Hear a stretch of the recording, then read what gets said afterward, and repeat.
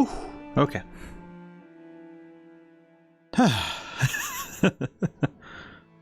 Oh boy. All right.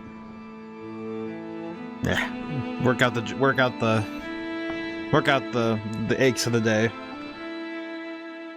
Get to moving. So this one we missed last week. I had to cancel stream last week. But now we're here again. I am gonna run a little later. I don't know if I'll be able to run a whole lot later, just because I don't want to overdo it, you know? Because we now have a Saturday stream this week. It's gonna be good. And I don't want to overdo it on my voice or body, but if I want to try and catch up a little bit with what we missed last week. So, we'll see what we can get done. Maybe we'll just play a little faster, you know? Try to move a little quicker. Let's see. Yes, because we met... Let's see. I'll just do this one. But because we met a bunch of new characters. Because, well, we only played one stream, that's right. We only got to get to the first stream. That's right. This will be number 2. I forgot. Gonna check something real quick, like while it loads. While I have a moment.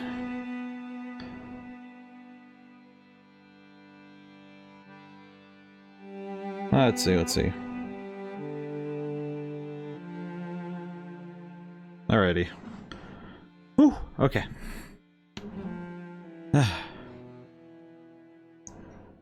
But yeah, today was a little bit more than I'm used to. Next objective, return to the desert circus. That's right, because we went and saved all of the circus performers. And we started by getting to know our characters, which we have... Let me make sure I got the names right. Main party. Wait, no. It'd be under collection, yeah? Characters, yep. Because there is... our character. Which they refuse to show the name. There is Legol. That's what it was. Legol and Ale. That's what it is. Legol and Ale.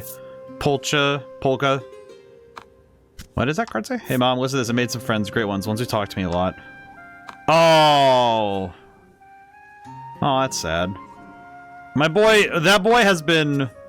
this boy's been yapping a lot. He yapped a lot last stream, and he's a good guy, but he's a little bit of a yapper.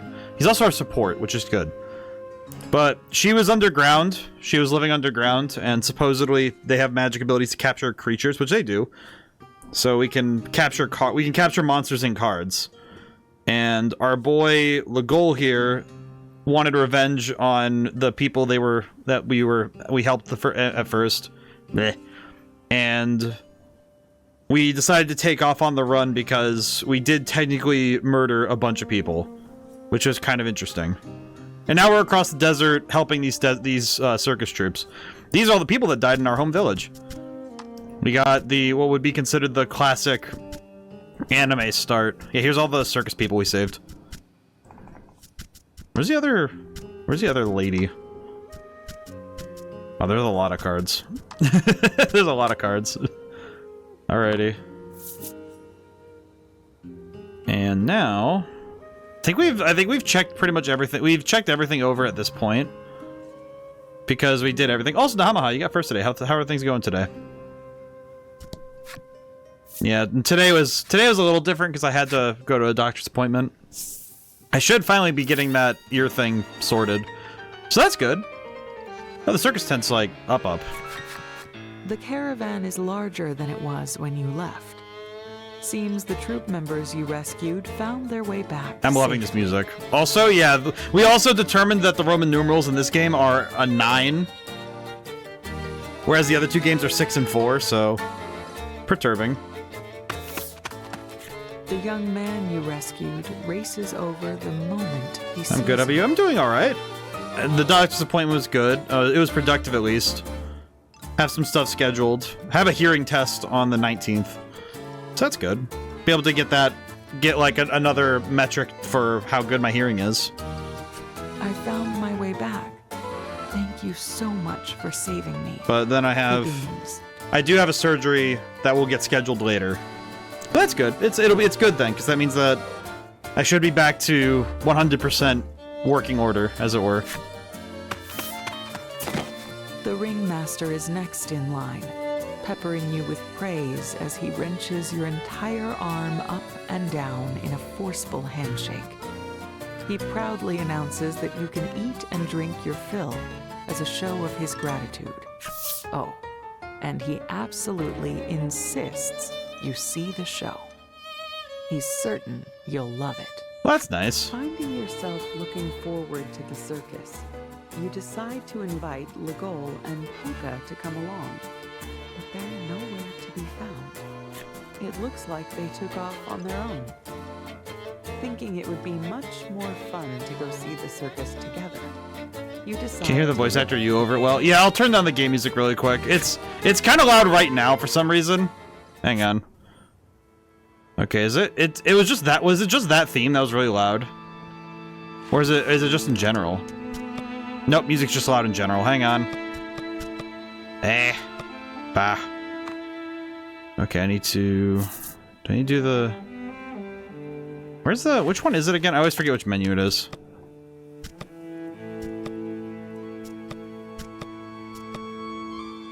I always forget the menu.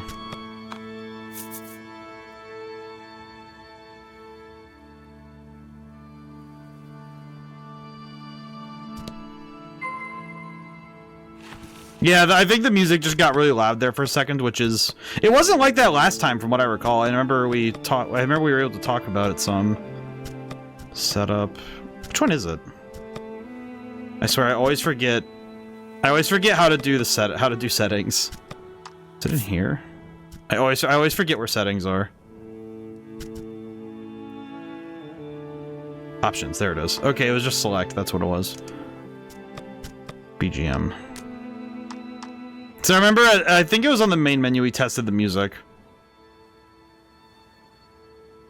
Could do normal.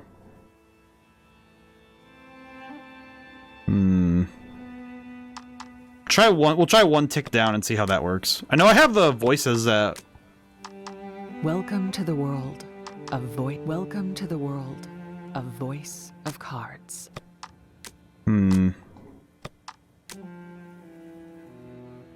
I think I'll do... I'll try that and see how it does. I think that music in particular is just kind of loud. That one's just the game being ready. The game pulled up. Hello, lady.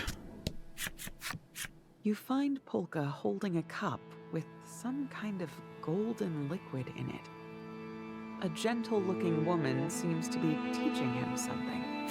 The woman whips the monster and roars with laughter. This little fellow sees this as a reward. Polka nods along. Aha, I see. This is most instructive. You're not completely sure what you're looking at. You decide to drag Polka away and take him to the show. All right, is that better? I hope it. I haven't really been able to adjust this game's audios all the way, so hopefully we're able to. Seems like everybody's using monsters for their shows, though, huh? Let's see. I'll go talk to everybody, just see what's up. Free of her cactus cosplay, the woman now balances herself adroitly atop a monster. And as if that weren't impressive enough, they've only gone and synchronized their breathing as well. Interesting. Yeah, need some water. Interesting. Interesting. I'm a little bit confused by these guys, but no more dark places. Boys are still kind of quiet sometimes. No more small spaces. The boy mumbles to himself. Sounds like his time in the treasure chest traumatized him. I think some of that might, I will say, some of that might just be that some of that might also be that they're trying to be a bit more creative with their dynamic range, which is a little odd. Hang on. Let's set BGM to normal, and we'll set voices to... I don't want to do loudest, but I think louder. Leave that be. Maybe that'll help. It's more about ratios than anything, I guess. Which is a bit awkward. Okay, we do have money. I could buy some more cards. That might be helpful. Let's see. Do we have any money? We have... Oh, wait. No, we have money. And those are all sold out. Oh, because I have them all. Okay. Not really helpful. Nope. Okay. I guess... Yeah, we'll just go talk to... We'll just go talk to Legol. You find Legol stuffing some kind of well-cooked meat into his mouth. Beside him is the beast tamer girl. When she notices you, she begins to thank you enthusiastically in crude language. However, your features harden when you see her looking lovingly at her monster partner. Seeing this, Legol asks, "You need something?" Yeah, I think the voices are going to be quiet. It seems like they're trying to keep it at a conversational level. Like, in my headphones, it sounds okay. And the balance sounds okay, but I know that when it's broadcast, especially through, depending on what everybody's listening on, I imagine that the sound will be of varying quality. Like, if it's coming out of a speaker, then it might be a bit jumbled, because it might be going from, like, stereo to mono to stereo. But I don't know. I don't really know. You invite Legol to come to the show and step away.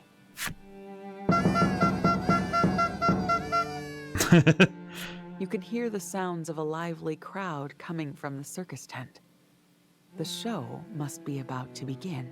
Alrighty. Well, fingers crossed this isn't going to be horrifying. Because I feel like it could be. Also, who's coming out to the... Stepping into the tent is akin to entering another universe. Clowns balance atop balls. Jugglers juggle objects with ease. Performers soar through the air on the trapeze. Your first circus show is infinitely more impressive than all the images you'd conjured in your head. Unfortunately, you also find yourself too vexed to fully enjoy it. You cannot stop thinking about the girl making nice with that monster. The young boy makes a show of stopping his ball directly in front of you and holds something out to you. "Which one of these do you like best?" he asks with a wink. Which will you choose? Oh. I mean, it kind of feels like... You know what's funny? Of all three of these, I feel like the Inspire Elixir will be nice later. Yeah, we'll grab that. It's funny, it's... You point at the potion bottle, but the boy simply keeps smiling at you. I see. He makes no effort to hand it over. The boy points to his own round nose. You stare intently at his nose, but nothing happens. He then points to his hand. You look down at your own hands and... What? The curative is already in your hand. Oh, that's a little bit crazy. His sleight of hand is real good. The boy sticks out his tongue, playfully mocking you. You cannot help but gaze at the prize that so wondrously found its way into your possession. Well, that's adorable. The Beast Tamer is the next performer to take the stage. It seems she's going to put on some sort of monster show, as you'd expect. Though this time, she's joined not just by the rat, but other foul creatures. Watch teamwork do best. Okay. And just like that, the goodwill engendered by the young boy's gift evaporates, and your heart hardens anew. Monsters killed my family. The Beast Tamer, however, has no idea that you harbor such simmering resentment, and begins her show. It is interesting because this game really does put you into the it's the second person perspective, doing with the consistent use of you, and I do feel like it is an effective method to get you in the mindset of this is what this character is feeling, because Ale's mindset right now is deeply upset at this idea. Also, yeah, the music has been really... I have liked the music in this so far, but going quiet is interesting. Or she tries to, but one of the beasts begins raging out of control. "Help!" the ringmaster shouts in a panic. You instinctively grip your weapon and leap out of your seat to confront the monster. I feel bad because I know that the gal is going to be really sad about this. Because it's like, oh, she takes care of the monsters are more like companions for her, so that's gonna be sad. And I'm guessing it's because one of the big three is probably raging in an area nearby. All right, let's see. Yeah, the music's a little quiet for me now, but I think it's at a good volume. Let's see. We'll go for Spark Bolt. It's a bit expensive, but it should do a lot of damage to start us off. Yeah, that's pretty good. It is funny comparing this to what we've been doing on Wednesdays, like with Fuga. It is interesting how both have a fair bit to say and showcase in terms of how to manage actions as a player. And I think also in some ways it's also about threat assessment, which is another thing in role-playing games. And also it's also a thing in a lot of card games to be able to assess what would be considered the big problem on the field, right? Like, what's the most important thing you need to deal with in this moment? And I think sometimes it can be kind of tough to assess accurately what is the big thing you need to deal with right now when you're playing some of these games.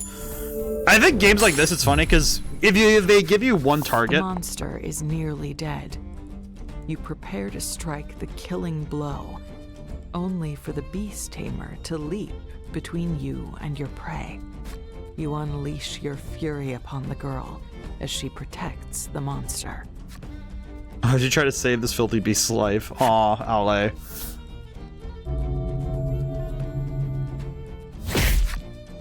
Polka's eyes widen as she easily parries your attack. Listen, story, she says, hugging you so tightly you can hardly move. Well, the monster's not dead, so that's okay. Now we have time for forgiveness. Speak with the beast tamer. Well, yeah, we got some money out of it. But more importantly, the battle did not end in total tragedy. The beast tamer tells you it was her fault the beast went berserk. She accidentally trod on its tail as she issued her command. It wasn't the monster's fault, she says.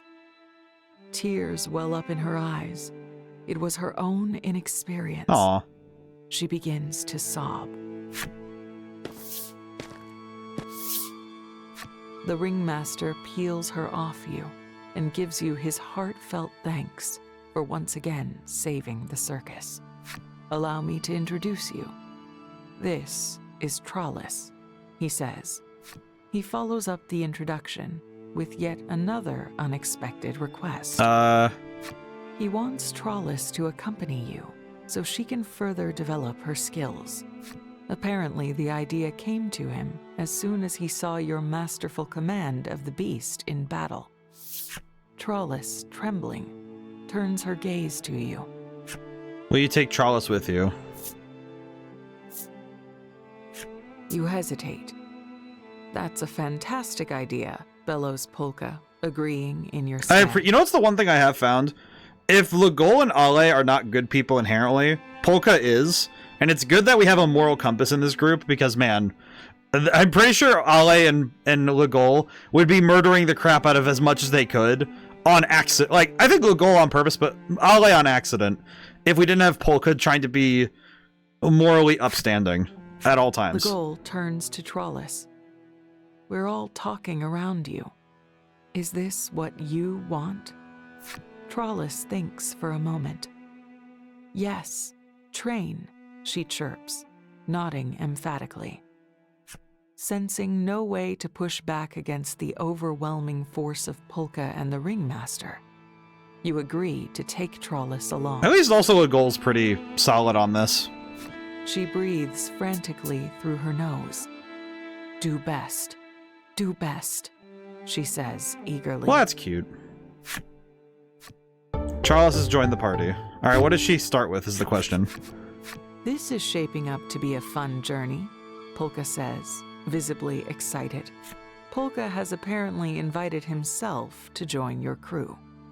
Legol starts to say something, but Polka is already so deep into a speech that he loses the will. Honestly, I feel like Polka and Chalice are... I feel like they're the things that are going to make Legol and Ale decide to be more understanding. I think in the case of Ale, it's that she needs to learn. In Legol's case, he needs to understand. We must celebrate the start of Trollus's training, the ringmaster shouts. Not a moment later, everything and everyone is in motion. I will say, this is grammatically correct to put an apostrophe S at the end of a name that ends with S. I feel like it's always the instinct to take it to, I think somebody, I swear there's some grade where they teach you not to do that, or there's some point in writing where they teach you not to do that, and it's entirely correct to do it that way grammatically. I think it's one of those things that I think it can be one of those things that goes back and forth, but you're supposed to have an apostrophe S if it's a singular person. I will say though, oh god. The various performers jostle you about as they rush up to wish you the best and tell you to take good care of Trollus. The constant circus noises do make me laugh. Oh, it's just like, please no. Why am I getting handed people? Oh boy. Okay, so now we have... As the dust settles, the performers settle to sleep wherever there happens to be space.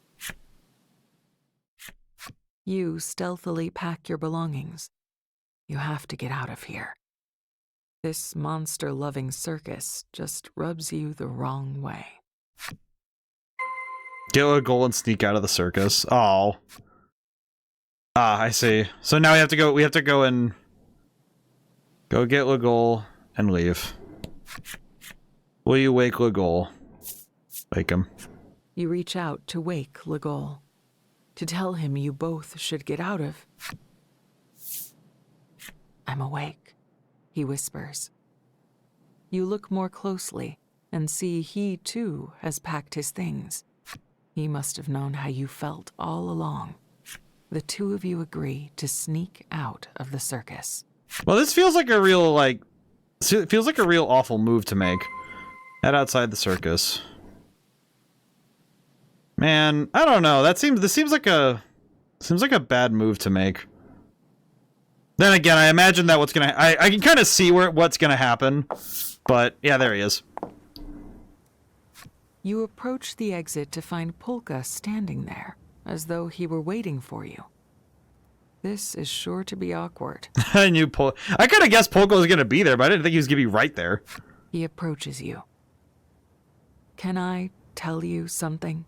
He asks, in a far more measured tone than you've ever heard from him. He's like smart.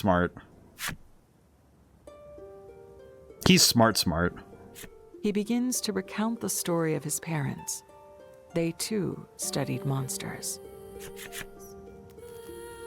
One day, when Polka was very young, monsters attacked his village, killing his parents.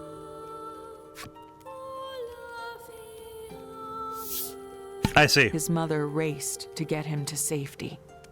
She told him to run and began shouting, "The monsters, there." That was when the flames took her.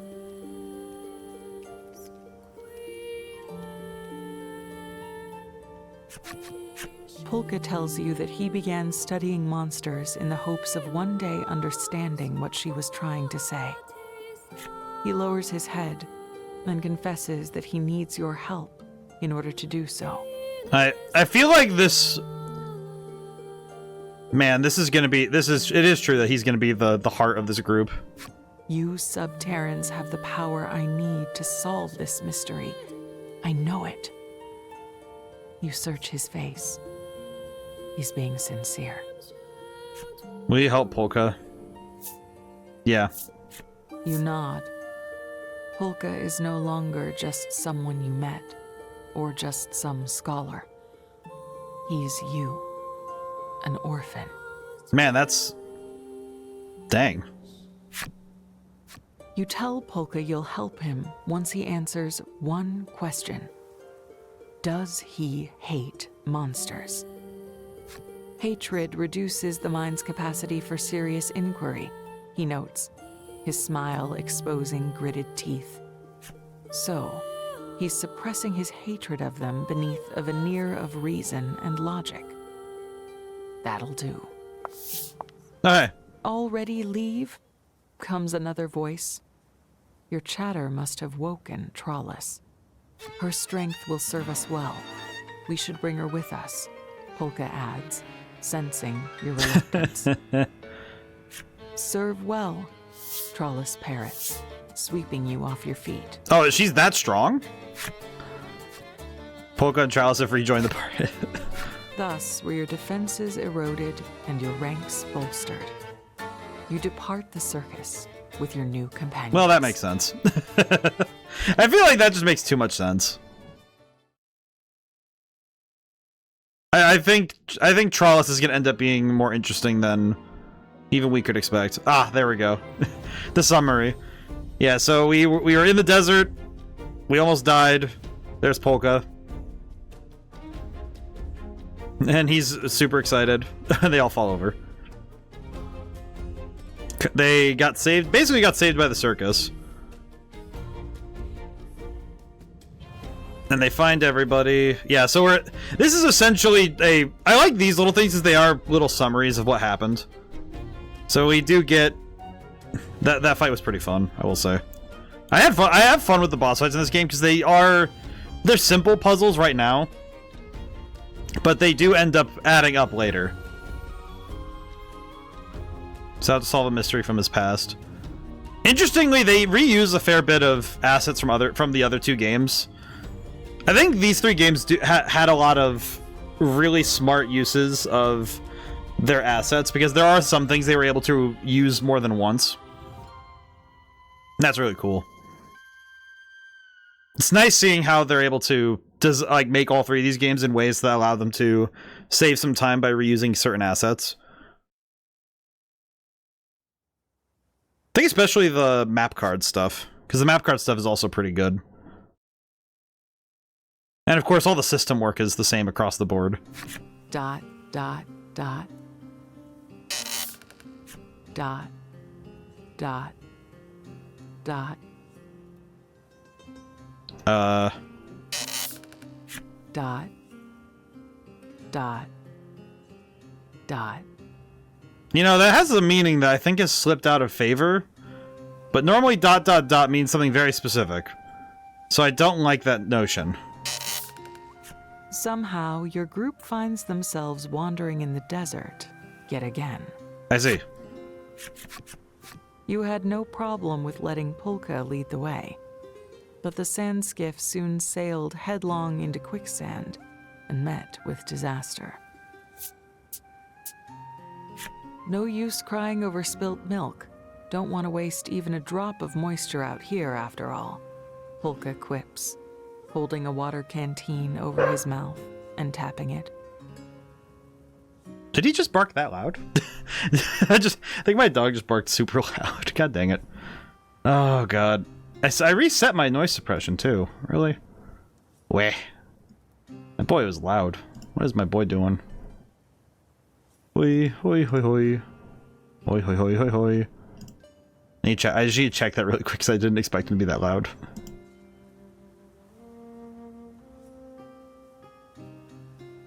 I think it's good. Yeah, it should be fine. I didn't expect him to be that loud. That boy was moving. Alright. Joke, it seems. How do you reply? Say you don't get it. Silence. You lack the energy to react to Polka's little jest, and remain splayed and unmoving on the deck. I do feel like these guys get lost a lot, though. Despite the rest of the group wasting away under the heat and grappling with brutal thirst, Trollis seems to have maintained some... Is that just her thing? I look for water, can't smell. Wait. Trollis's nose twitches as she sniffs at the air a bit. She picks up the scent of water to the north and heads off in that direction. How do you smell water? Maybe I just don't... I don't live it... Maybe it's just... I don't live in the desert, but... Trials is now the only member of your party. Jump ability has been disabled. I see. I'm gonna search those cards because I don't like... Okay. A musty smell wafts from the rocky area beyond. Maybe there could be some water there. No sooner does the thought cross Trollus's mind than a monster attacks from the shadows. So now I have to play as Trollus. Interesting. Is she capable? I don't know. I didn't actually get to look at her setup either. Whip Strike or Defend?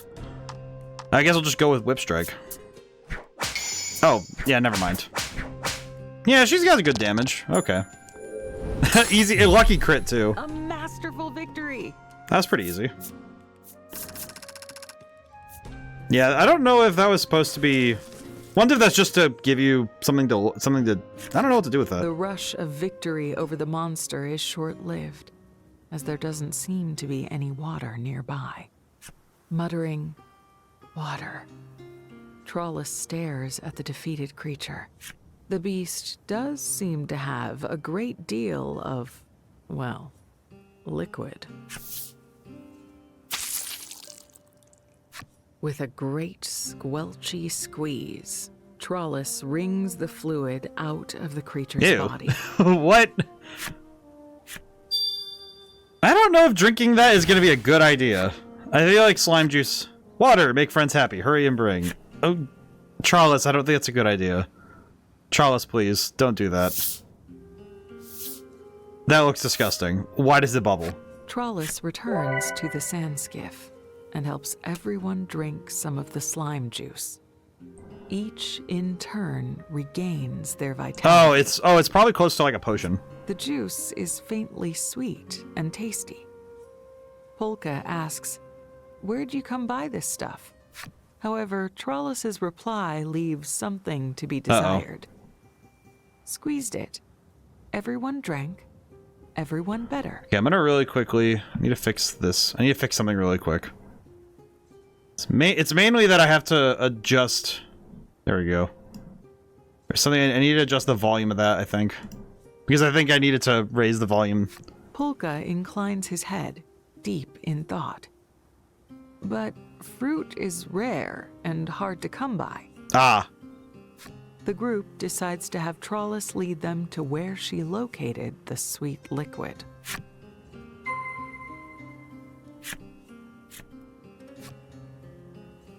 It's funny that they set up your party.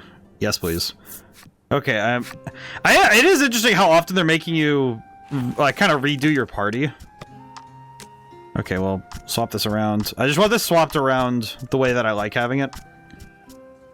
I like doing it based on main character and then go that way to most recent, from, like, oldest to most recent. Let's see. Abilities. Skills. Alrighty, there we go. Okay, let's give Trollus some abilities, because we might as well. Let's see. Do we have any abilities that we're not using right now that Trollus should have? No. Alright, well, Trollus is just gonna be slapping people, I guess. Yeah, we'll just leave it like this for now, because we'll probably get enough cards later to make this happen, so that's fine. The group arrives at the place where Trollus obtained the liquid, but there seems to be nothing there. Did Trollus bring all of it back in one trip? Oh, God. As you mull your thoughts, Polka suddenly points. Look there. You take a closer look and see that there are cracks running through the rocks. They just might break open if hit with enough force. I feel like this game's tough because I want to keep talking, but I also don't want to talk over the voice acting. This is actually what happened. I feel like this is what happens with the Persona games, where I get a little, like, I have to, like... I think it might just be me being like, oh, I want to keep talking and go over stuff, but I hate interrupting voice acting. You know, it's one thing if it's those little barks, you know, when you're playing a racing game or something, and someone says like, oh, right, nice. It's like, all right, those are just there, but... Because, you know, they're meant to be vibes. They're not meant to be they're not story-driven dialogue, you know? It's like when someone's talking at a, when you're playing Dungeons & Dragons, you know, the Dungeon Master's giving you the stuff of the story. You don't want to talk over that. It's disrespectful anyway. Who should hit it? I think... Well, if Trollis hits it, it's going to explode. So, sure. Trollis, hit the thing. Trollis winds up and swings at the rocks with all she has. It just explodes. Hey! With a cracking sound, the rocks break apart. You can continue on. Good job. Beyond the rocks, a barren waste stretches out before you. The party decides to press on through the arid expanse in hopes of finding a place to rest and eat. I do wonder what's up with... I wonder what's going on with the world now, like the entire world, rather. Not just this section, but the entire world, because it's interesting that we went from 2 games that are mostly seafaring to total desert. Oh. You've come across a river. It's on fire. A river that is somehow fully ablaze. There won't be any drinking this winter. How did you set the... How did you... I mean, I know how. Polka's curiosity is piqued. He shouts, "But water cannot burn. It defies scientific reason." Next to him, Trollis's nose twitches. Good smells, lots over there. Okay. She's evidently located something with her keen sense of smell. There might be food nearby. The party opts to trust in Trollis's nose and heads off in the direction she indicates. Okay, real talk though. Are you telling me... I guess if it's not water, then it would be oil. But why is there a river of oil here? Okay. We're gonna jump around a little bit. Alright, we're also... I think it'd be good to explore the map anyway, just to get ourselves acquainted with the space. One thing I am a bit surprised by is that this game does not have battle music in the same way. This one actually seems to be Battle time. a little less focused on that sort of stuff, which I find surprising. Most of the games have had separate battle themes for when we do battles, so Beautiful. it is a bit surprising that this game doesn't really... This one in particular doesn't really do that. Which isn't too bad, though. Let's see. Attack +1, wind, sure. I'm not really that... Not sure if we... Not sure if I need to be worried. I mean, it could still be water, but someone might have done something to it. Yeah. It could be a river with, like, oil on top of it, or it could be magic, where it's just magic flames that can cut through water. Which would be hilarious, because it's just, alright, we're gonna light what's on the bottom of the river on fire. We're gonna light what's on the bottom of the river on fire with our magic flames. Helm Splitter... 2... Oh, we got the 1-star version. Eh. That kind of sucks. Yeah, I suppose that's right. It could just be... Alright, we're gonna go... We'll go explore really quick, and then we can jump back, so it's not that big a deal. It is kind of funny that you could just kind of go gallivanting off really quick before you go deal with that.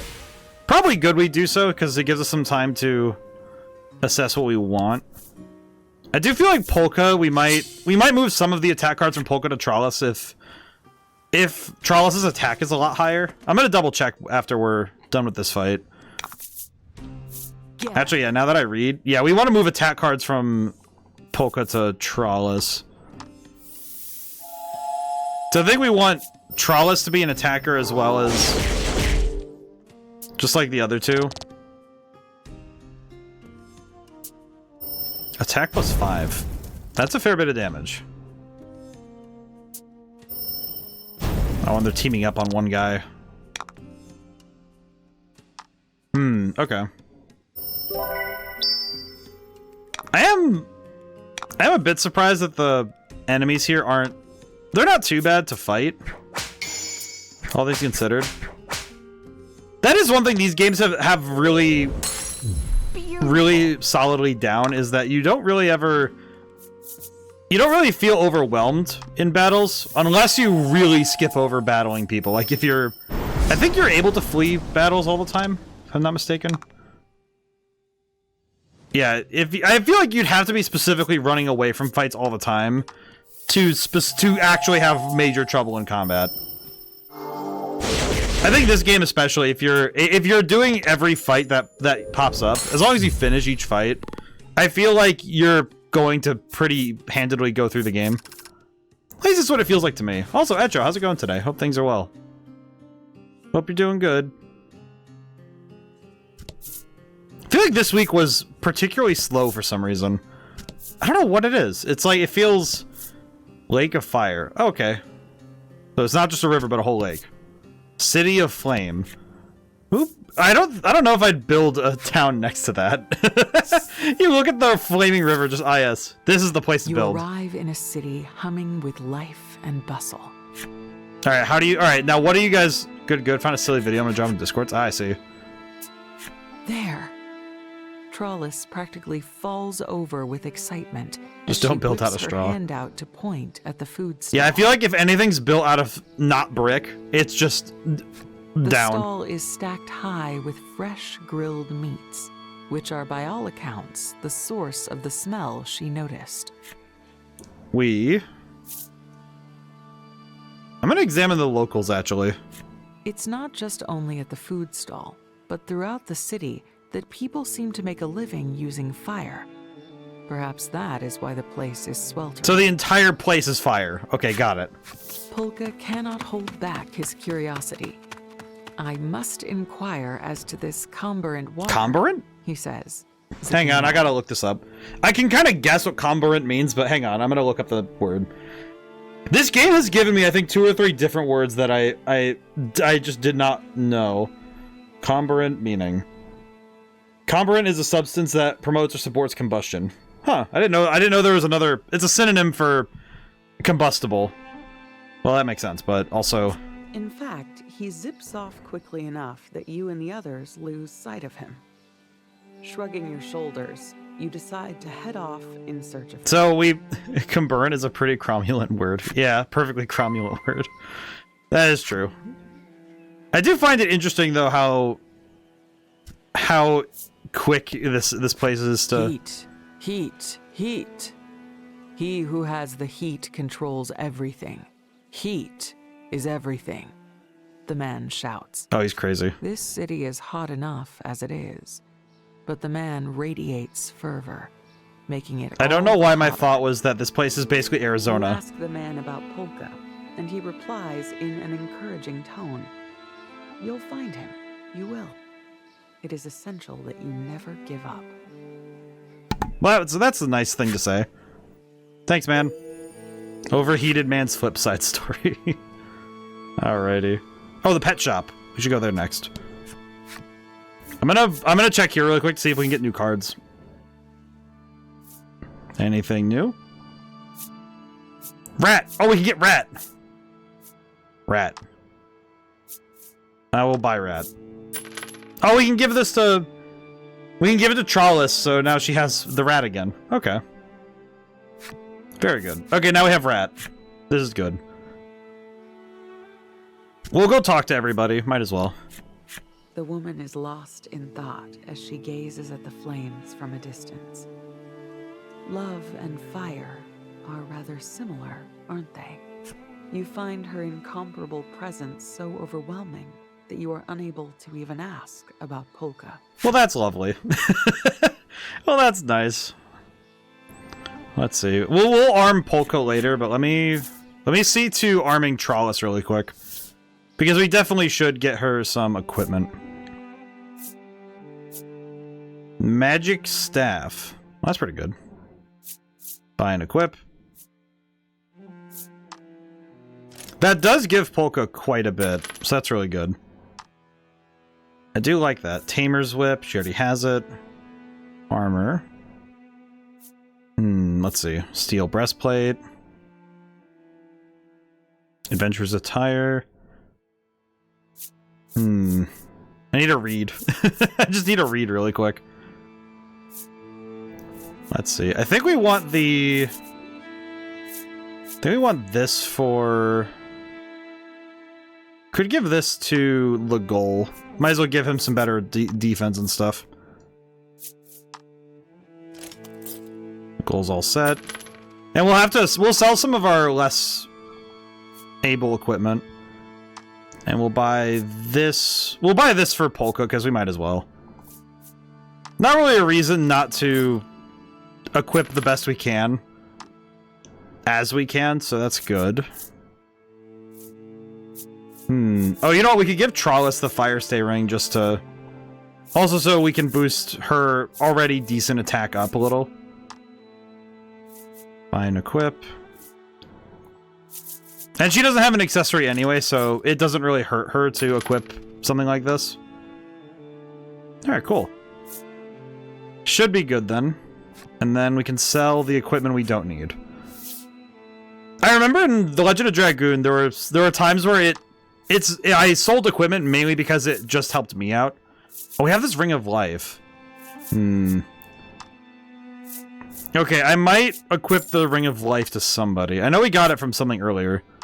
So how about I'll sell the other stuff really quick and then we'll take a quick look at who can use the Ring of Life. Because recovering HP is really solid. So we don't want to sleep on that. Let's see. We do also have to reallocate our cards. So let's see. Equipment. He has a Poison Stay Ring. Dark Stay Ring. Probably give this to Polka then. Might as well.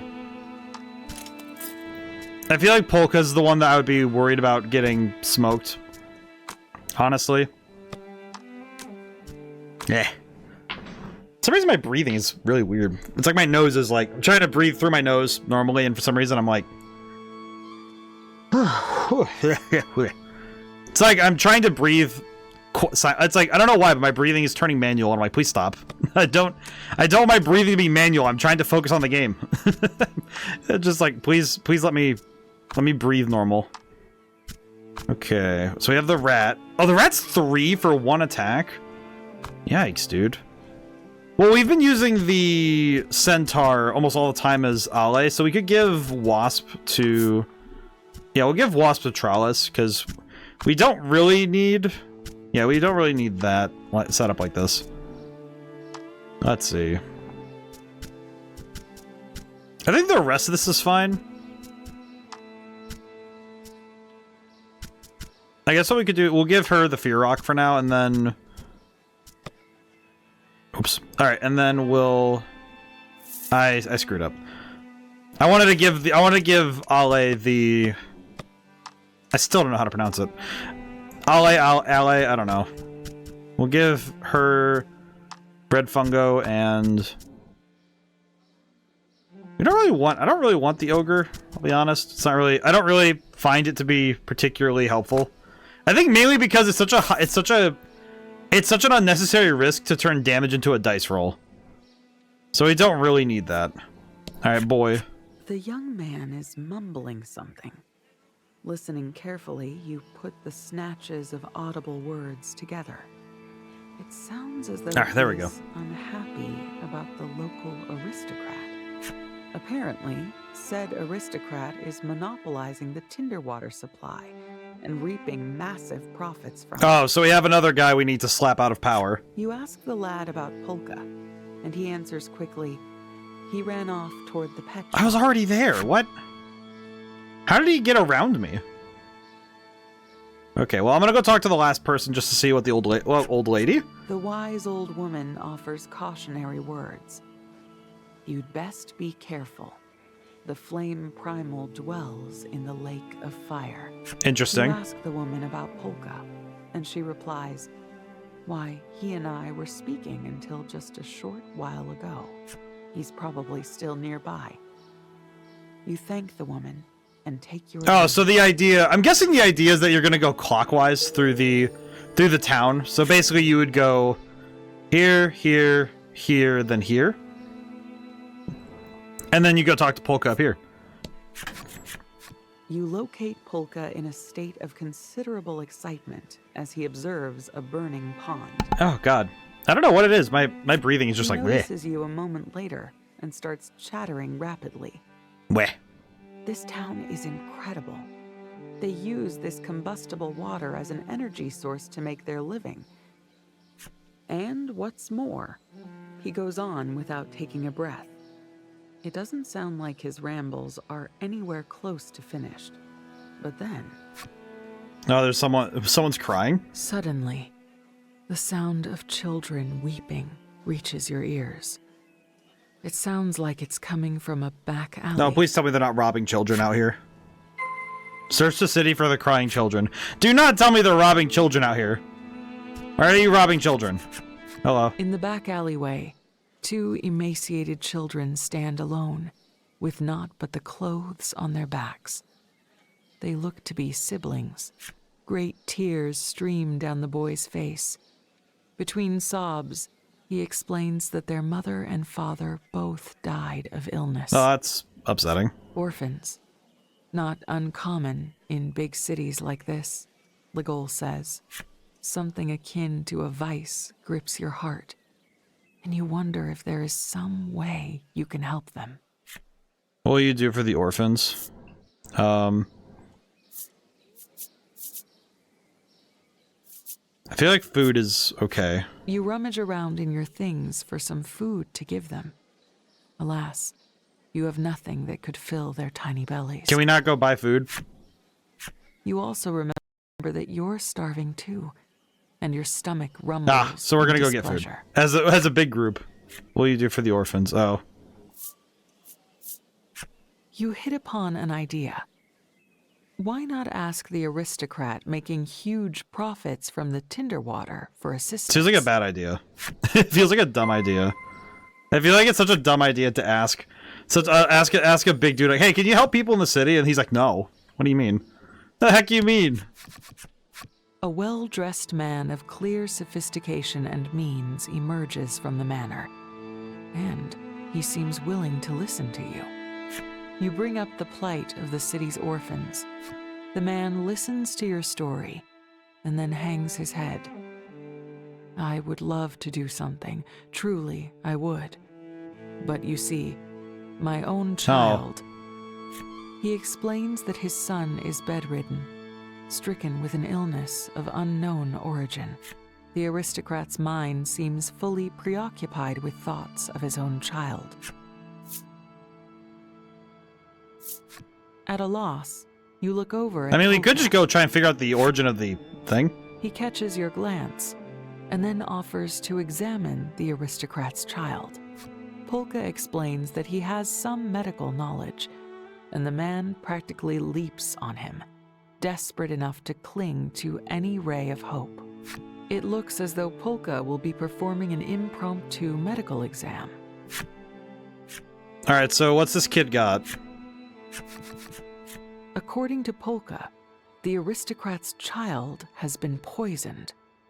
The man's jaw falls open. That cannot be.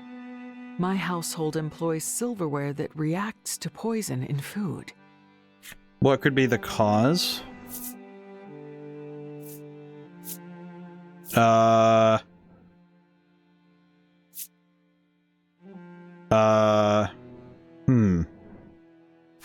You suggest the possibility that there could be a venomous monster nearby. At this suggestion, the aristocrat blurts out, "The flame primal. It exudes a toxic gas." Why did she get suddenly quieter for that line? Polka Whoa. explains that if the source of the poison was indeed somehow the flame primal, it might be possible to craft an antidote from its body. And then, as though struck by an idea, he adds, and perhaps as a thank you for my doing so, we might discuss aid for the poor orphans of the city? Yes, of course. Seeing the aristocrat's immediate response, you can't help but be astonished by Polka's wisdom and negotiating. This kid is way smarter than he puts on. Like, he yaps a lot, but this man does know what he's doing. Upon leaving the manor, Polka explains, with no small amount of pride in his voice, "My own investigations indicate that the flame primal is in the lake of fire to the northwest of Why the is it that her volume seems to be changing with different lines? It seems like his running about all over the city wasn't for nothing." I'm a little confused, because it's like... Is that the game, or is that... Or is that me? Is that me? Nope, ears are clear. Yeah, ears are fine. Kind of wondering why that sound... I don't know, did that sound different for anybody else? Fox man is the antidote. I don't think I can clean poison out, though. I am unfortunately not that capable. At least not in that way. How's it going today, Naragdam? Hope things are well. Today has been overall good. I definitely think that it's been slow. I think today was very slow for me. Polka warns, "Don't Jeez. breathe too deeply here. That's not it. The very It sounds like that to me air too. could be Okay. noxious poison." Yeah, I don't know what the deal is with that. I was like, okay, why is that line quieter? Why is she? It kind of feels like this game has, in a way, it almost like because that one kind of mid today, if that makes sense. That makes sense. It's like average. I think it's interesting because I've heard the word mid used so often, and I think it's like it's supposed to be the stable line, the baseline, you know, it's the average. But I think that's good. I think it's good when a day just is, you know, it's not nothing too crazy, nothing too dramatic. Just yeah, we got today was good, still good, just not crazy. But yeah, I'm wondering what's up with the voice lines here. I'm kind of wondering what, like, it's been kind of continuous in terms of this game having some interesting kind of design choice. Because I would guess that was a design choice in a way, but it's like, I don't know, man. That take felt a little strange. That one just felt strange. Battle time. Let's see. I think we just want to generate, and I think if we can get to Legol's turn, we might be able to just use the steel primal and just finish this battle. Actually, we might be able to do just that then. Should also, yeah, this should be really easy.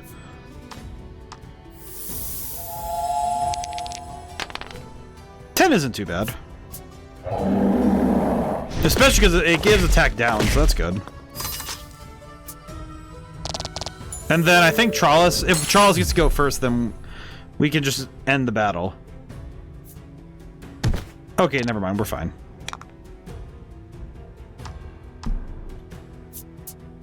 I do feel like I might want to put the steel primal on... Actually, I don't think I want to put it on Ale. I don't know.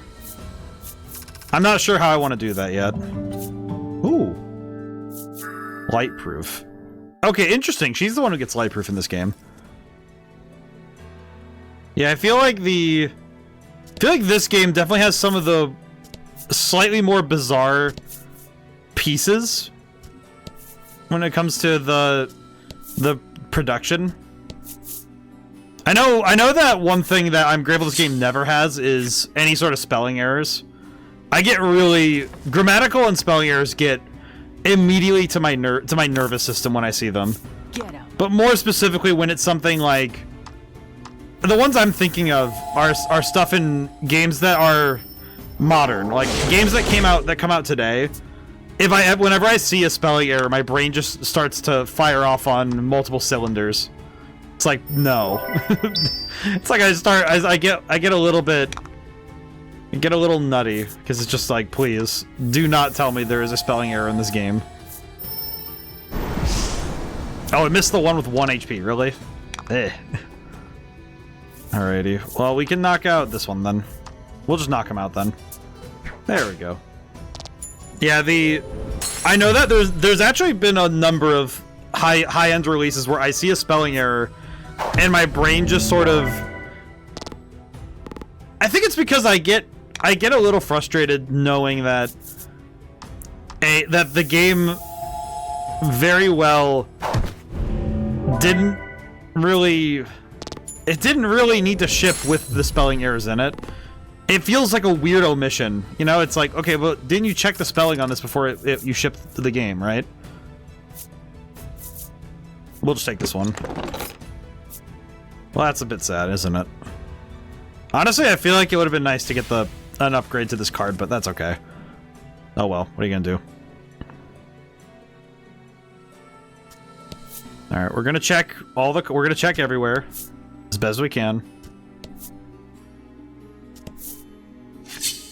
I am kind of curious how big this lake is. Because if it's just one large map, then that's fine. But if it's going to be multi-floors... Get 'em. The heck are those? These are some goofy-looking frogs. I don't know, they look kind of silly. They look like the Rainforest Cafe frog, but if he was mildly depressed. It's like the Rainforest Cafe frog just got really upset seeing... He got upset. They look cute. They do look cute, though. I think they just look a little sad. I don't know why. They look sad. They are kind of cute, but it's like... They feel sad to me. I don't know. I think it may be just because they're making that face. It's that little face they're making where it's like, what are you doing, guys? Are you guys okay? But I do like them. They are... I think the monster designs in this game have always been really solid. I think they've done a really good job with their... I think character design in general in this game series has been a consistently high bar. Hey! +6 water damage. Well, we're going against the Flame Primal, so I probably want to give that to... Question. That's at attack +6? Let me double check. Skills. Did that say attack +6? I kind of want to give that to... Yeah, I want to give it to my boy Legol here. Actually, I guess I should check. Who has the highest attack stat? Oh, wait, no, I can see right there. Doi. Who has the highest attack stat? Well, Ali, of course. You know what? We could just try to turn Ale into like a cannon. Yeah, you know, we could do that. That works. And we could choose elements based on what we need, not necessarily what we... on anything else. I think that might be good. I think it's a good plan. If we just bring elements based on what we need, I think it'll be fine. Yeah, we just have to check everything over. I think if we explore this map fully, we'll be fine. I definitely feel like this game rewards exploring 100%. Battle time. It is also slightly more damage than our usual, so let's try it. He just vomits water. I like the water vomit is nice. He just goes bleh. I like the water vomit is a solid technique though. Alrighty. Might as well just do... We can just do normal attack. It doesn't really matter. We can just kind of attack. Attack +1 wouldn't really make a big difference. And then we can do attack +5. Because we have the means to use the rat. Go, rat! we gave the rat a sword and it worked out okay. Nice! And because the goal keeps recovering his own HP, we don't need to worry too much about healing him. I do feel like this game rewards just solid exploration. Okay, I need to look at something really quick. Well, how big is this place? Oh my god, this place is huge. Oh my goodness, this place is massive. I'm actually kind of impressed this game could bring up so many cards, though. Holy crap. Oh my god. Okay, we are going to need to... Okay, what search pattern do we want? Okay, wait. Can I go down where I haven't seen yet? I can. Okay. Okay, what looks like the end of the road here? Oh, there it is.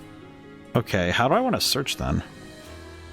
I want to search this map up and down because I think by the time I search all the cards in this area, we'll have definitely searched out everything, and that should have given us enough fights to maybe level up one more time for each character. and also give us at least enough means to deal with the enemy. Okay, water damage. I don't know why saying the phrase water damage just kind of makes me think, oh yeah, they're I've ruined the property value of their house by dealing water damage to their property. I have hit their house with water damage. I don't know. It sounds silly, but I don't know why that's my thought. It just kind of hit me that I was like, oh yeah, it sounds like water damage, as in what happens to a house when it fills with water. I don't know. It's just stupid. I think it's very silly. I don't know. Maybe I'm just being weird. Then again, I think some video game terms, when you start taking them out of the context that you find them in originally, I think they start to sound a little bit silly. I think it's true though of any technical terms I find when it comes to games in general, not just video games, but you know, like sports. And you take sports, you take video games, you take tabletop gaming. You know, it's like you can take any context, and some of the terms will sound silly no matter what you do. I think there's always a context where saying something like that is silly. I think the one I'm thinking of is like the phrase wide receiver. It's like if you're a TV operator, it feels like there's a certain amount of like silliness. So like, oh yeah, the receiver is wide. And it's, I don't know, just there's ways where you can twist words in ways that end up making them humorous. I think video games have a lot of those though. I think gaming in general has a lot of terms that feel very silly to say out loud. Like fighting games have the phrase happy birthday as an actual technical term. Like you could say the phrase happy birthday and it's like, oh yeah, I know what happened there. And it's like, and if you're not in fighting games, it's like, what do you mean you know what happened? Is it not a birthday? And it's like, no, it's not actually a birthday. It's not actually a birthday when someone says happy birthday, you know? And that feels like a weird thing to be able to say, you know? Okay, equipment. I could temporarily equip a fire stay ring on our gal here to protect her, because she's the primary cool boogie Meru. Yeah, it's like, and even like voice like Madness Hero, you know, Rose Storm, you know, it's like sometimes you take terms out of context. It's like, or like the other one I can think of off the top of my head is if somebody says out of context DP input. I'm thinking fighting game terms for some reason, because I think fighting game terms are the easiest for me to take out of their context. I think also stuff like AOE. You say the acronym AOE, and it's like, what are you talking about? Are you making weird noises at me? It's like AOE, AOE. The phrase AOE is very funny, you know. But I think that's something that is a feature, not a bug, of learning about gaming in general, that your terms will always have a bit of it's actually in a way suspension of disbelief, right? That you have to step out of your norm and be able to say, yes, these terms are going to sound a little silly when we talk about them at first, but if you're willing to enter the space and play the game. Okay, but what does happy birthday mean in fighting games? Okay, so happy birthday in fighting games is essentially in any game where you can call an assist. So like, let's use Dragon Ball FighterZ. I'll use that one. Marvel vs. Capcom. If you call in a character for an assist, and that character is on the field, they can be attacked, and they can take full damage. So if the opponent, if it's like, say you call in your assist, and your opponent gets an attack in on the assist character, that is a happy birthday. Like being able to do a combo off of the called in character, and I believe it's like if you could do it on both the main character and the assist character. And I think there's a specific term for if like you have all of your characters out at the same time and you're doing a combo on all of the characters. I forget what it's like the evolution of a happy birthday. I think it's a Merry Christmas. I forget. I think that might be me that one might be me. Oh, that's a really good skill. Let me make sure I know for sure, because I know there's like, it's a holiday. That's why I remember it, because it's a holiday is the evolution of the happy birthday. Happy birthday fighting game term. Yeah, here it is. Yeah, it's basically when you can combo 2 characters simultaneously. Happy birthday. Yeah, it's... I like the term that they describe it as. The term comes from the wonderful, gracious gift your opponent gives you by making a bad assist call. Though it's not quite as festive as saying Merry Christmas. Yeah, I think Merry Christmas is when it's 3 characters getting hit at the same time, not just 2. Which happens in Marvel vs. Capcom. So yeah, that's actually what the term means. But it's like, you know, like out of context, it's like you hear the phrase happy birthday, it's like, oh, whose birthday is it? It's like, not that. I mean, I think streaming lingo also feels that way. You know, it's like you say the phrase raid. I say the phrase raid all the time, and it's like we're not even talking about the Vikings. It's like, what do you mean? But also stuff like saying subs. You know, it's like, okay. But it's the way that we've decided the language works in the circle of play, right? That we have this space that we have decided that this is what the terms mean. Get 'em. I mean, heck, even just taking stuff like damage and health point, like health HP, like hit points, health points, that in itself is a abstraction. It's something that you're deciding this represents your ability to stay in a battle.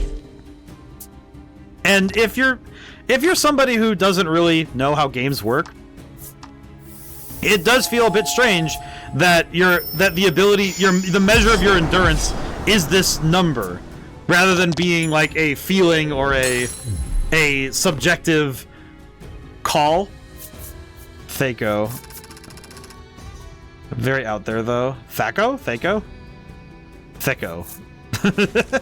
I do not. But see, that's what I mean though. It's like I feel like the terminologies in games can be.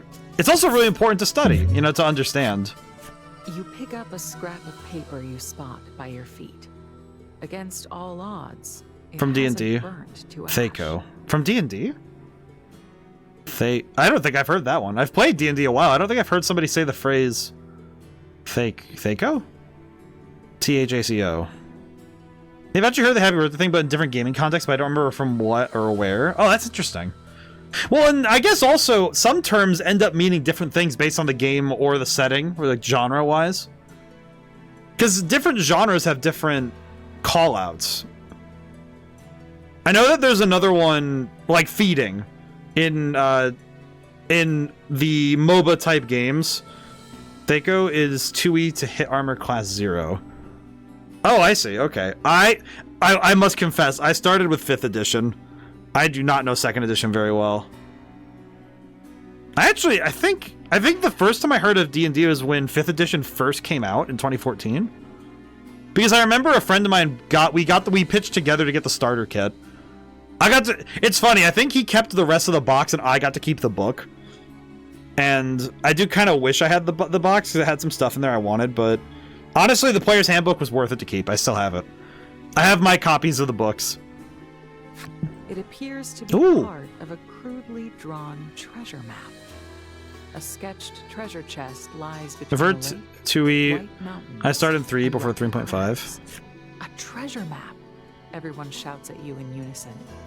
You slip the scrap of paper into your pack and make a mental note to keep an eye out for the location the doodle depicts. Okay. Depicting a treasure chest between a lake, white mountains, and rocky crags. Okay. I'm wondering where that is, but interesting. Okay. Boink. Does she have anything fun to say when I do that?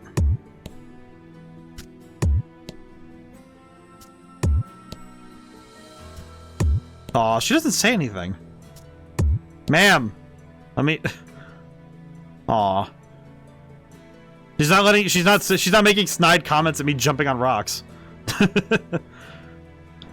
But yeah, I think that it's one of those things that as a designer you also have to be able to step out of, is the comfort zone of sounding a little silly. It's like acting, where you have to be able to say, I am going to sound a little silly saying the things I'm about to say, right?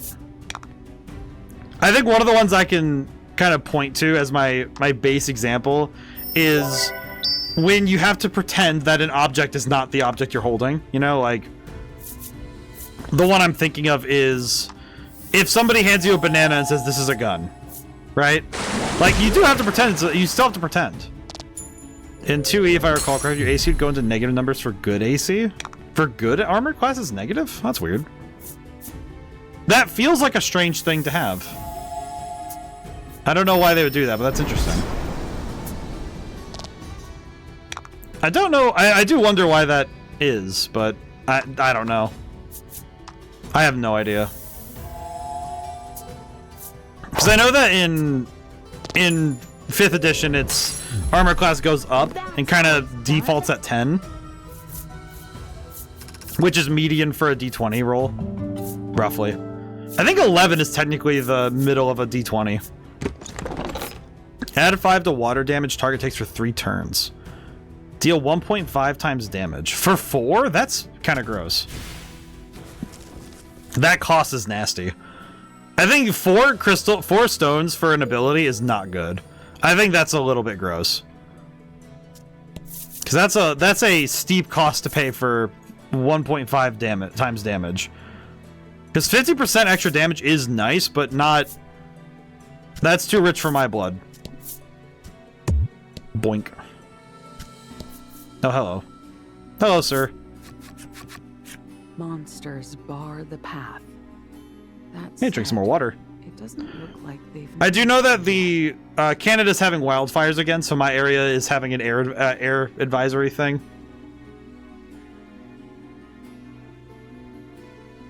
And it is pain. Basically, your AC would modify the enemy attack roll to determine if your roll would hit AC 0. Ah, I see. Okay. Oh, that goes. Oh, so it goes backwards. Okay. Humans around here, given that the lake is surrounded by fire. So it would basically. So basically, it's like you subtract from a thing. Okay. Taking care to be as quiet as possible, you steal close to the monsters and attack them. All right, we get the jump. For once, we get the jump in a battle. Interesting. Ooh. Yes.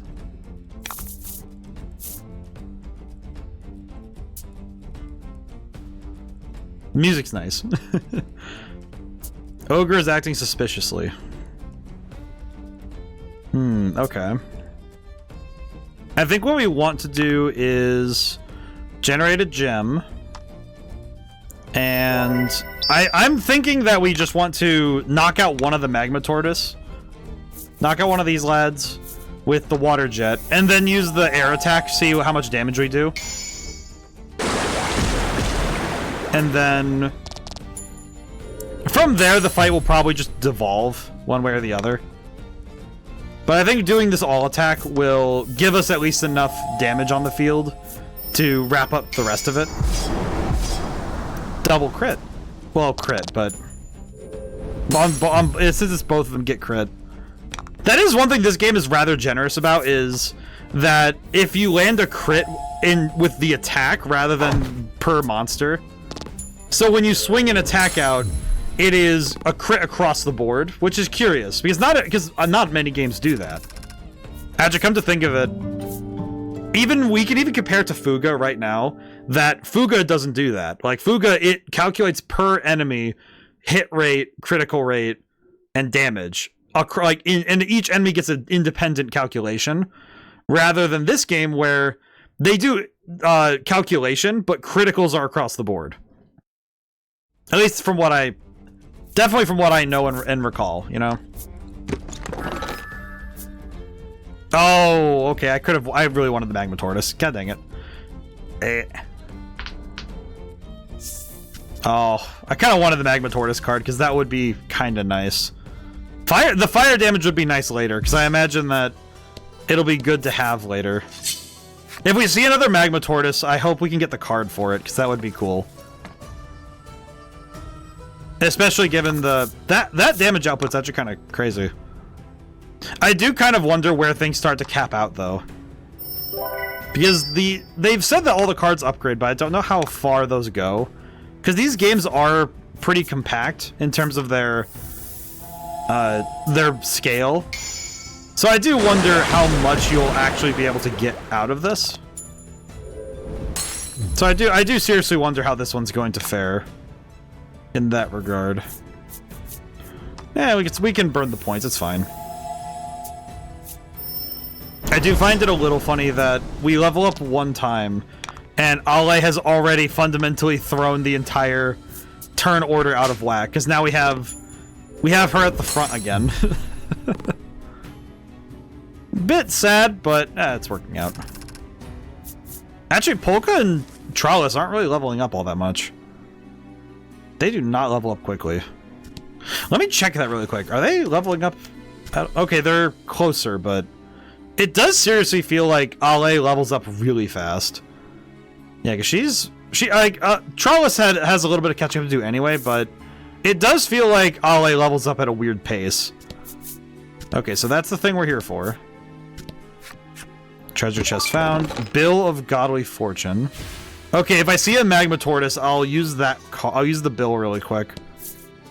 Because I see no reason to not at least fish for the magma tortoise. I would like the card. For some reason, this music reminds me of... It's the magma stage in Kirby Air Ride. To battle. For some reason, that's what I'm thinking of. It kind of reminds me of the... At least the guitar part reminds me of the... It's the one with the magma dragons. I forget the name of the actual... I forget the actual name of the stage, but... I know the aesthetic of it. It's like lava something. Might actually be magma. Is it Magma Canyon? No. I'm thinking about GameCube games because I know Saturday... Oh, I guess for everybody, just make sure everyone knows, and make sure everybody... If you didn't see it on Discord, that Saturday I will be doing a day stream. It starts at 10 a.m. So... Some people might be watching the VOD. Depends on when people wake up, but... I figure I'll do that for the 400 follower thingy-mid-do. The shindig. And I'm gonna do... It is a little self-indulgent, in my opinion, but I am going to do I'm gonna do a playthrough of Custom Robo. I think I can beat the game in 4 hours. I'd say 4 or 5, because... Just curious, when does the new FF Tactics come out? Part of me wants to say either... I know there's I think there's a demo out, but I'd like to say it's... I think I want to say that it's November. I think it's November. It is either November or next year. There's no in between. There's no in between, truly. Can't cross here. The heat of the flames is too intense. You survey the area for some way to cross over and spot an iron bridge collapsed into the burning tinder water. Someone in a time long past built a bridge here, though it has since collapsed from the heat. Suddenly, an idea strikes you. Maybe I can use the steel primal's power to manipulate metal and make it so we can cross. Alright, so we're gonna use the steel primal. I actually really like that we can do this. You decide to summon forth the primal's power and repair the fallen bridge. Unfortunately, the pieces left to you are so mangled that no one would rightly identify them as parts of a bridge. 4 types of bridge parts lay before you. Place them wisely and build a bridge across the lake. Be warned, you cannot place a part that leads to nowhere, nor you can place the same part more than once. Okay, which part will you lay down next to move in order? Let's see.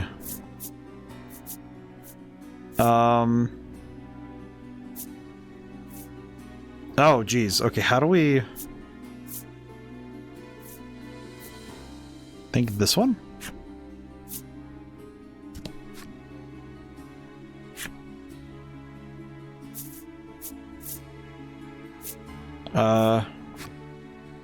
That piece doesn't connect, I'm afraid. Hmm. Perhaps you should try another.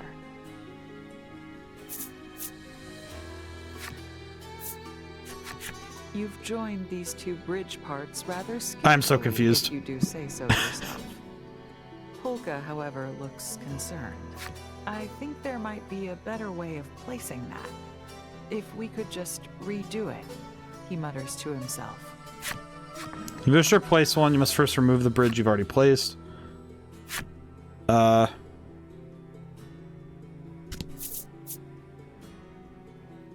way to place it?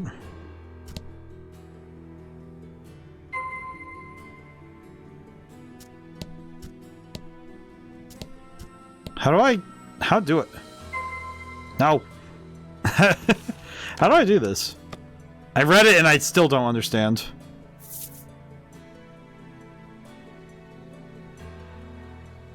Whatever. I mean, I think it's okay. With the steel primal's help, you safely cross the link. Okay, one thing I am finding very nice is that the primals don't just... It's not just a one and done thing with their abilities. The bridge you've built remains firmly in place. It actually looks quite sturdy.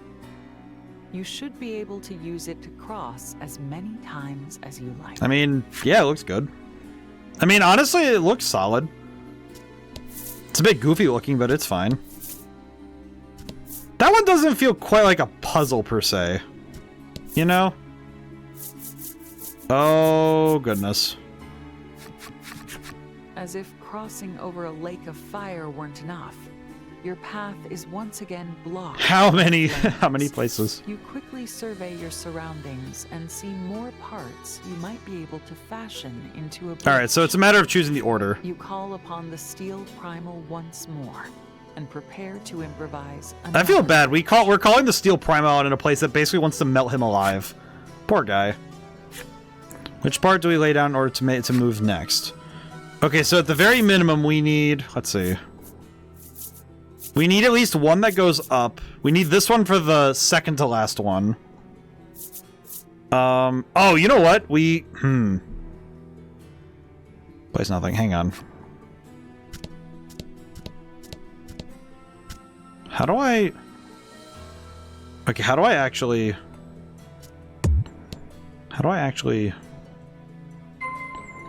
Because I think I need one of these pieces. Maybe? What part do you lay down? Let me try... Well, I guess I should just try, huh? So we need... Oh, man, yeah, we actually... I think we do actually need a piece from the back? How do I pick up pieces? How do I do this? How do I...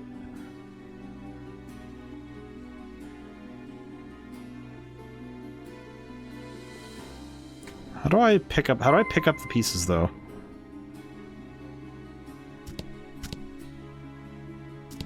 How do I pick these up? Speed changed? No, I don't even know what I'm pressing anymore, man. Let me check. Can I... Options. Is it under... Can I check under options? Game speed. Oh, I see. Oh, that's funny. If do the normal still takes on the Game Master's body, the game may start to act strange. Oh, if you have it in high speed mode, apparently the Game Master will go really fast. Oh, that's funny. Interesting. I imagine that might be actually something that messes with the game if I use it. Okay. Alright, so... I guess we'll just try.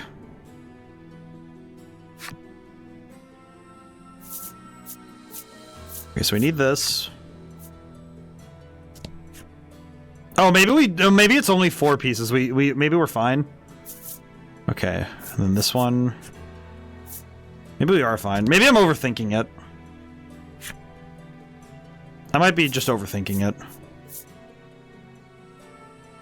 I am not overthinking it. How do I... Place nothing. Okay, hang on. Move the part at the front. Remove it. Yes. Okay, I need to check... No. Okay. How do I do this? Maybe it is just... Maybe it's like this and then do... Because I need the two going sideways, so I'm guessing it's... The one pointing down, the one pointing up then. It's funny how much of a logistics puzzle this is. It's not, like, insanely complicated, but it's enough to make my brain... Okay, so we didn't need more. Okay, God. Oh. You've made it once Oh my again. God. But before you can celebrate, you're greeted by an expanse of tinder water. You summon the steel primal a 3rd time and hope This is the last bridge you need built. But the pieces the primal hauls out of the tinder water don't look like they'll fit together. You look back at the bridges that brought you here. Alas, you've built them too well. They won't come loose from the rocks, so you'll have to make do. Trollus, seeing the worry on your face, chirps encouragingly. Search. We will find. Must be way. I appreciate Trollus being adorable. What part do we lay down next? I think we want to. We'll start with this one, obviously. Okay. We don't need to lay down any parts yet, so we don't need to put anything down yet. So I'm guessing we got to search around for more parts and see what we can do. Maybe? Yes. Okay, so we have to search around for more parts. Inside is impossibly a bridge part. You should be able to use this. This feels very. This feels like an interesting puzzle.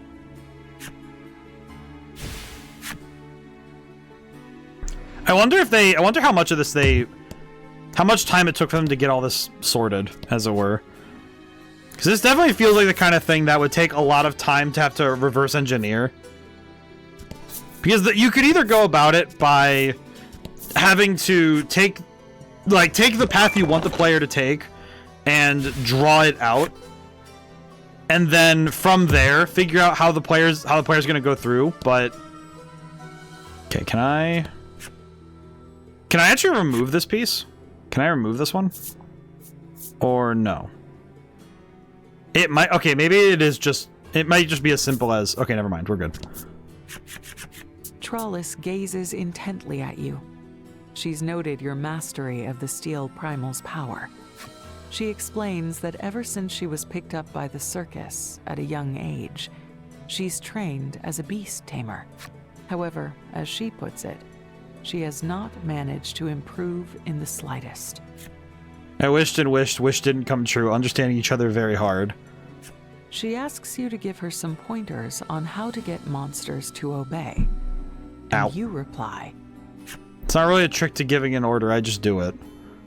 Interesting. She just gives orders. Interesting that's her philosophy on it, though.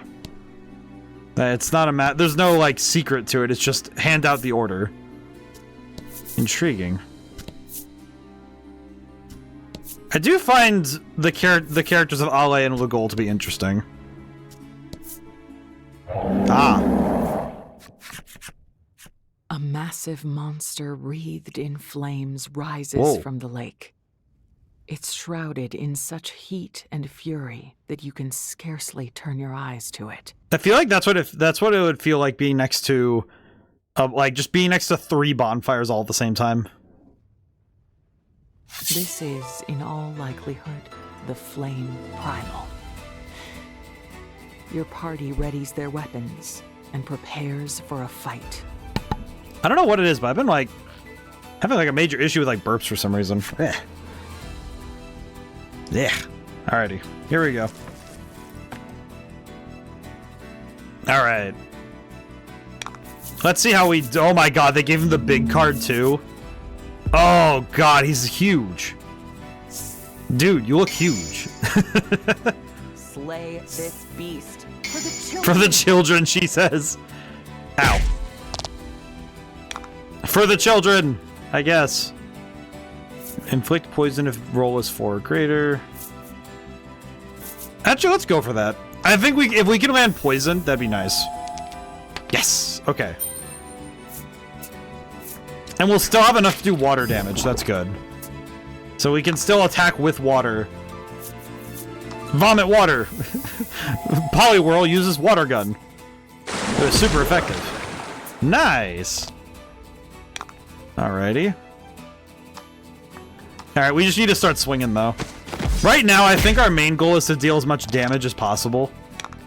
I think anything else is not going to help us, so we just need to deal a lot of damage. That's kind of the main goal right now. Is just get as much damage out as we can. 6 to attack, deal fire damage to all, inflict 3, defense down. Crap. Heyo, hey, Drifter, how's it going today? Hope things are well. We are battling. Ow.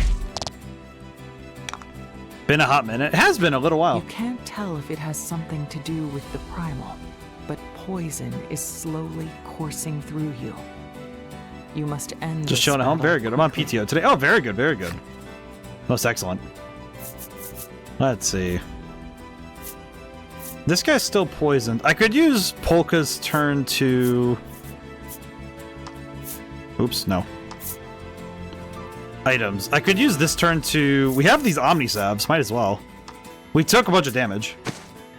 There we go. So now we can just heal up this turn with Polka. And then we can use the other turns to deal damage. It kind of feels like we're going to be using our turns to just deal big damage. Alright. Ooh. You play fighting games. I do play some fighting games. Oh yeah, Marvel Tokon. Oh yeah, the new Marvel game. I did see. I am see. I really like the new Marvel game. It does look insanely cool. It's nuts. And actually, I guess funny thing, we were talking earlier about fighting game terms. I mentioned Happy Birthday, and I seriously think that that game is going to be Arxis My Love. I think that game is going to probably be one of the highlights of 2026. I feel so bad. Like I'm not the biggest League of Legends fan in the slightest, but I do feel a little bad for the developers of the fighting game they were doing, because they are not going to get any attention. That game is so sadly going to be like shot. It's getting shot from all angles, because a Marvel fighting game done by Arxis. We don't have a term for a 4-character version of a Happy Birthday. I guess I would propose Happy New Year, but because the 3-character version is Merry Christmas, so 4 characters should be a Happy New Year. I think that would be what I would call it. I would definitely call it. Probably. That would be what I'd say. Beautiful. That's big damage. Let's see. Actually, yeah, I'm gonna do this really quick because I do want to land more damage.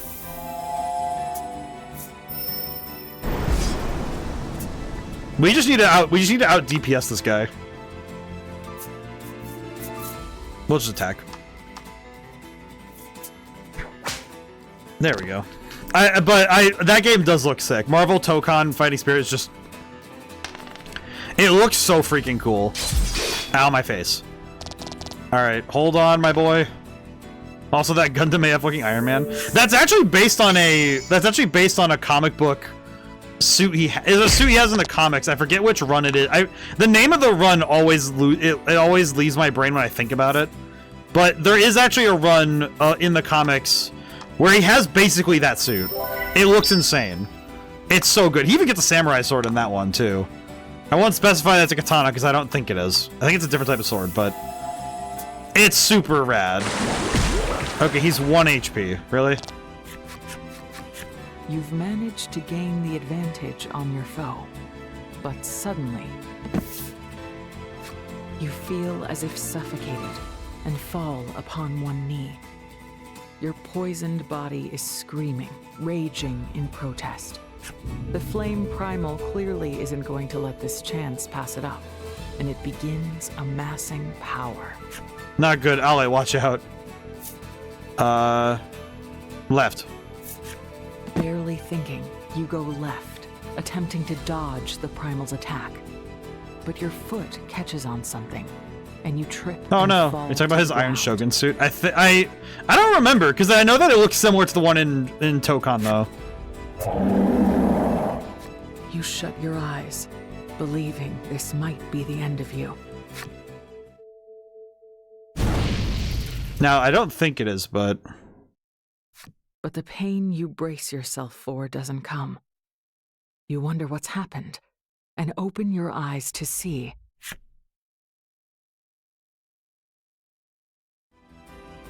Trollis, you scream.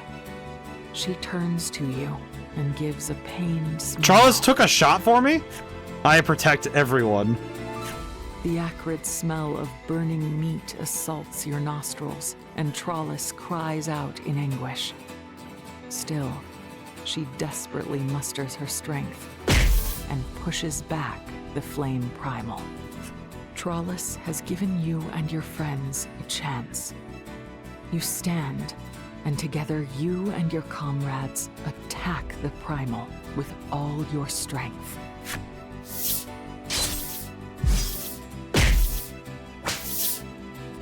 Can we capture him now? We weakened them for the Pokeball. These wretches dare steal my power. Oh, yeah, we're gonna capture him. Oh, he can talk. That's funny. Get Pokemon, fool. You've done it.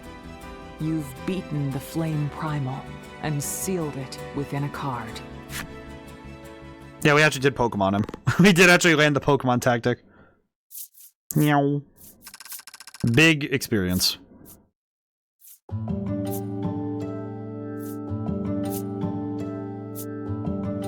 I will say this guitar, that like harmonic guitar thing for leveling up. The flames Something about the it lake begin to recede and then blink out entirely. Uh-oh. Perhaps because you've beaten the Flame Primal? I'm gonna be honest, I feel... Oh... Can I just say, if I saw something like this happen, I would think that a biblical event has happened. Because this lake has been on fire the whole time. You see Trollis crouching on the ground and run over to her. Are you all right? You ask. She totters to her feet. Having rather shrewdly managed to gather some of the Flame Primal's bodily fluids during the fight, Polka immediately sets about inspecting it to determine its composition. What could this mean? To the great surprise of all, he does not detect any trace of poison in the fluid. Could something else be the cause? I mean, interesting. Find the source of poison at the Lake of Fire. Cannot use bellwethers now. Oh, lovely. I can no longer use bellwethers. Granted, I don't think we had any. Polka collects some of the lake water. People happy, by the way. By the way, he then you're gonna play busies Deltarune, himself dipping various papers and medicinal compounds into the bottle. At length, he makes a curious I'm curious. face. Are you gonna play Deltarune? Probably not. I never really finished Undertale back in the day. I started it, got to, I think, Undyne, and then kind of forgot to keep playing. It was when was that? That was... What year was that? I know I was in high school when it first came out. And then I never played Deltarune Chapters 1 and 2.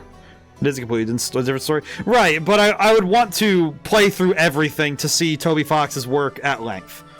I think I want to give him the proper respect. If I'm gonna analyze, if I'm gonna do my usual game dev analyst stuff, I would want to give his work the full discussion, because I don't think it would be, to me, it would be unreasonable to me, it feels like I would want to play everything he's done. He is exceptional. I would not want to. I don't want to jump to the newest thing, you know. But the source is this Tinder water. According to Polka, burning the water releases toxins that accumulate and can cause fatal harm to the human body. Oh, so the Tinder water itself is fundamentally poisonous to people. Your party decides to head back to the City of Flame and inform the aristocrat. This kid was probably findings. swimming in it. He was probably swimming in Tinder water. Alrighty. I don't need to use bellwethers, but I am gonna try and fish for... I am gonna try and fish for a Magma Tortoise fight, if I can help it, on the way there. If only because I do want another card. I would like the card. If we can get a Magma Tortoise card, that would be huge. Even if it's a bad one, we'll take it, you know? Magma Tortoise? Ah, slimes. Blech. Oh well. Yeah, I do want... I also just haven't... I have some other games on the wings right now, but also I kind of don't own it. I also don't own a Deltarune, unfortunately. I do own Undertale, I think twice, maybe? I think I have it on the Switch. No, I know I have it on PC, but I don't know if I have it on this. Do I have it on the Switch? I could check very easily by just pressing the home button right now, but I'll do that later. I'll check at the end of stream, maybe. If I remember to, I'll try to check it. Because I don't really recall so much. I'll have to double check myself. Before I double wreck myself. But I feel like Deltarun's one of those ones that I know with when Chapter 1 came out, I wasn't really interested. And some of that was also just because I wasn't really on Undertale at that time. But man, I do understand the appeal though, because I think it's the innovations that Undertale brought along with it. And I think Toby's work is just it is exceptional. There is absolutely no way I can be like, oh, it's okay. It's like, no, the guy's a goddamn, frankly, the guy's a goddamn genius. And I give him his dues. I say, well, it's like, sorry, that's such a huge game popularity-wise. I'm sure I'm going to see spoilers within days of release yesterday. Probably. I'm grateful because spoilers for me don't do the same thing. It's like if I watch a whole gameplay. With the flames of the lake extinguished, those of the pond in the center of the city have also like, if I see an entire gameplay, that's one thing. But if somebody says, oh yeah, this happens in the game, it's like, I have no context for what that means. Like, there are certain twists in games where, since I don't have the context for what they mean, I don't actually think about them, and I don't save them off, in memory, as it were.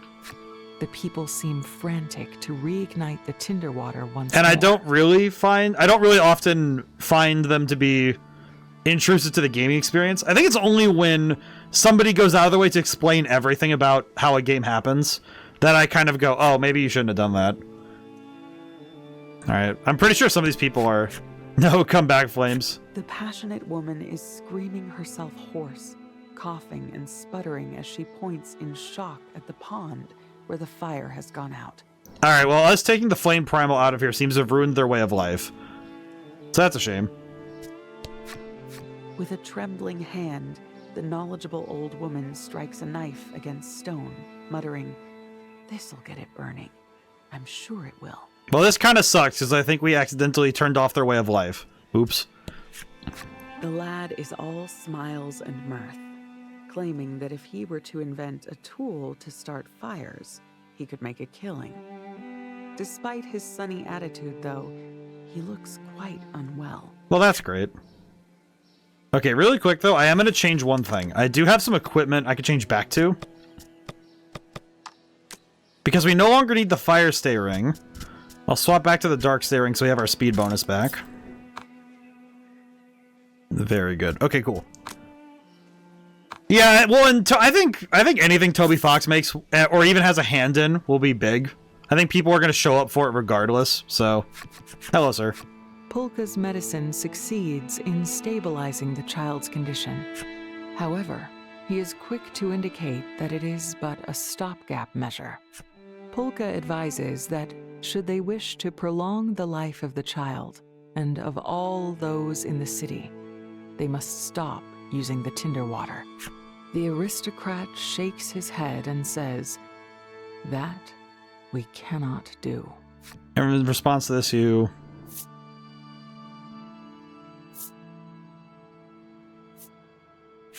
It would benefit your child too, you assert.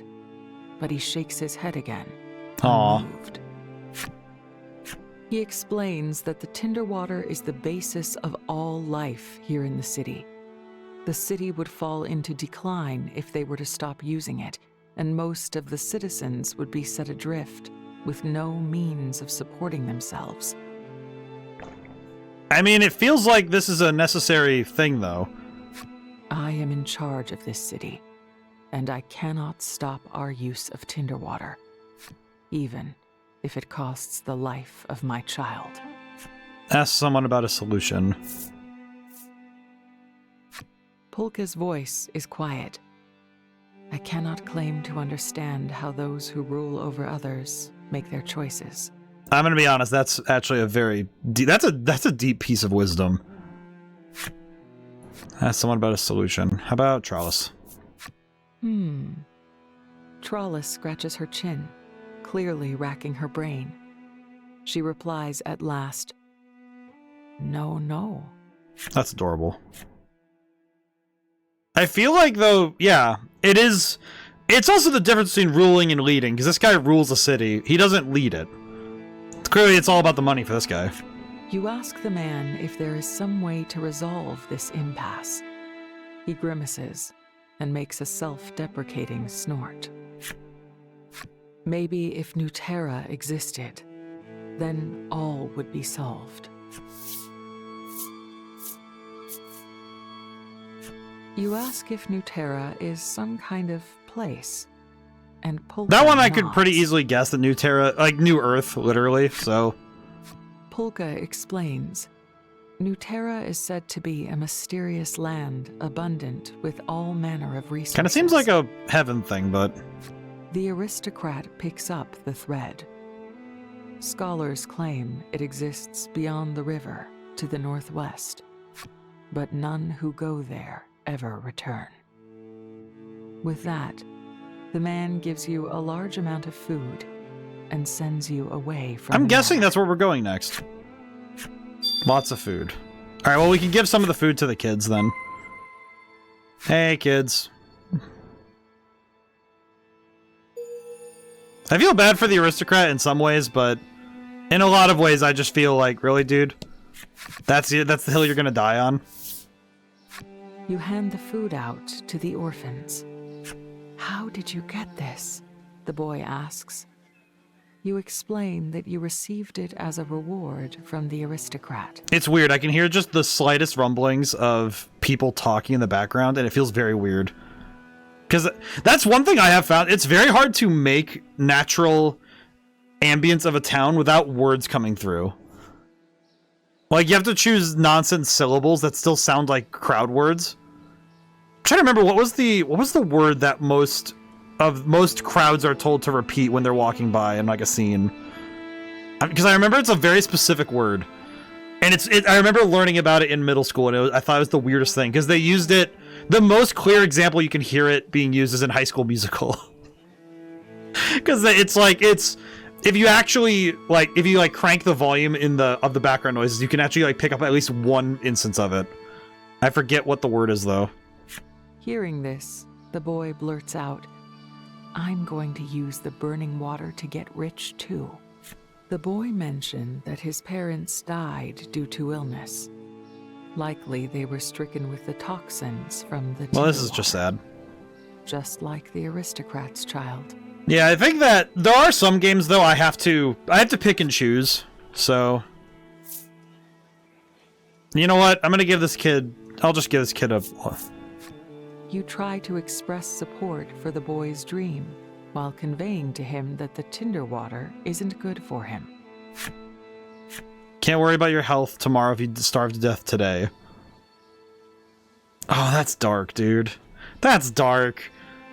Oh. The boy thanks you for the food and runs off with That his is sister. a dark statement. You can't die of sickness tomorrow if you starve to death today. That's messed up. That's a certain type of dark. It's like, it's both kind of funny and kind of like, dude, what? Poor kids, man. Polka has a difficult-to-read expression on his face. "Let's at least hand out the medicine," he suggests. You nod without uttering a word. It does seriously feel like those kids are just like, yep, well, dying's for tomorrow. It's like, are you sure? Are you sure? You offer some medicine to the old woman, but she puts up a hand and refuses it. "I'm afraid I don't make a habit of taking medicines I've never seen." Honestly, fair. Good on you, old lady. That one's fair. That's a fair reasoning, but... You give some medicine to the ambitious young man, and he is jubilant. "Yes, I can work." His more grind now. set, man. Alright, here you go, kids.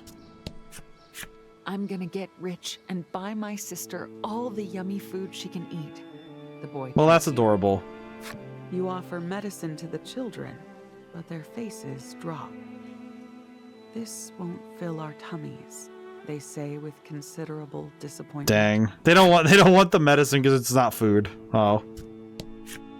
The fire in my heart has gone out with all the rest. Aw, poor guy. The man mutters before sinking to the ground, his arms hanging limp. You offer some medicine to the man, but he keeps repeating, "No, I'm good," as though in a delirium. Well, I'm gonna just say outright, I think this place is a little sad. The woman accepts the medicine from you. With a pained wink, she says, "Not that this medicine could cure love sickness." Interesting. It doesn't look like the people of the Interesting. city are going to stop using Tinder water anytime soon. The medicine you shared with them may provide little more than brief peace of mind. Yeah, that's kind of sad. I can't believe they won't give it up. They know it's poisonous, you say in a low, pained voice. Legol gives you a sympathetic thump on the Yeah, it shoulder. feels kind of like this place is just not ours to solve. You look up at him and ask, "Do you think everyone could be happy if we went to New Terra?" His denial is immediate and assured. New Terra is a fairy tale. You answer him in a small voice. I want to look for it anyway. We might find hope there. Polka looks positively delighted. Why, yes. Now that calls to my scholarly soul. Trollis seems equally on board. I go too, she says, smiling. In the face of your united enthusiasm for the idea, Legol grunts. Behind. I don't know why, but I just have the feeling that it feels kind of like the group of people's name is gonna slip my mind, but it's Golden Sun, basically Atlantis, the place where the oh god, his name is slipping my brain right now. He was the water guy in The Lost Age, and his name is absolutely slipping my brain right now. It's every time I want to remember it. Lemuria, yes, Lemuria was the place. I hate it when the names slip my brain when I go to call them. I know it's like any other time. Piers, yes. God dang. You know what's funny is I feel like Pierce should have been easier to remember because he's in both games. It's not even like a thing where he's introduced later. It's like, no, Pierce is there the whole time because you talked to him. You talked to him in the first one too. I'm now having this realization that when it comes to the many games I've played, it's like any other time except for stream, if I try to think of the game, I can recall, a good chunk of the details. The moment I try to pull a specific character out of it, it's like, yeah, no, we moved all the data. We've moved it somewhere else. You and your friends have made up your minds. You shall seek New Terra and whatever hope it offers. Piers isn't in the first game? Believing it exists just like Oh the no, it's stars in the sky. Oh god, who is it? There's one guy you talk to who he kind of shows up. He shows up a little. Wait, doesn't he? Is it not Pierce? Because I thought his sister, the younger water lady. Because I thought he shows up then. No, not Pierce. No, it's the other. No, it's her brother's in a different name. No, that's right. Pierce is the guy you find in the. You find him in the one town, and he's there because he got stranded. It's like I remember. No, it's. I think those two I get mixed up because. Okay, I will say their hairstyle and color a little. My brain got them mixed up. That's my bad. I remember at least those two. I remember at least those two bits correlate for some reason. Oh, I do need to rest. It's 50th, your jaw drops. Oh, I'm only kidding. My other business brings in so much coin, I let people stay for free, the innkeeper says, laughing heartily. You figure it's best not to argue, and resolve to stay the night on the innkeeper's largesse. I just realized all of the inns have been free stays this whole time. Interesting. Wonder why that is. The party takes leave of the inn, feeling rested. I'm actually a bit surprised by that, but I know for a fact that it is because I play. Alex is the guy you're thinking. Alex. Poison, and likely never will. Now that you've left, it would be safest. Alex is the other guy. That's right. I think it's because Alex and Pierce have similar hairstyles, I think the hair colors differ. And I think it's because I'm thinking of the story beats. I think it's because you run into Alex. It's like a zigzag where it's like Alex, Pierce, Alex, and then it's like my brain probably mixed up. I think that's why I mixed it up, because I think Alex shows up at weird times in the Lost Age, at least.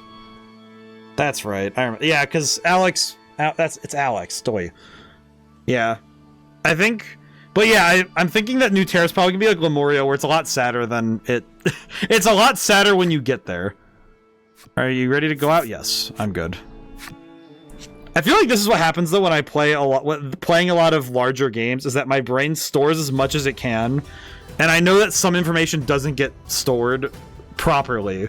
More like it gets disorganized. You know, it's like papers get slid in, and I'm like, please stop sorting it this way. We need to remember everything.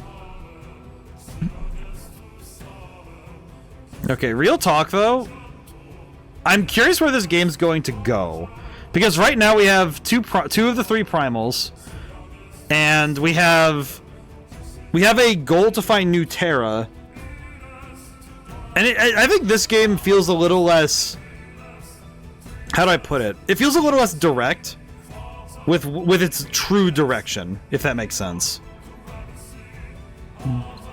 Like it feels almost like the game is going somewhere that will make sense retroactively.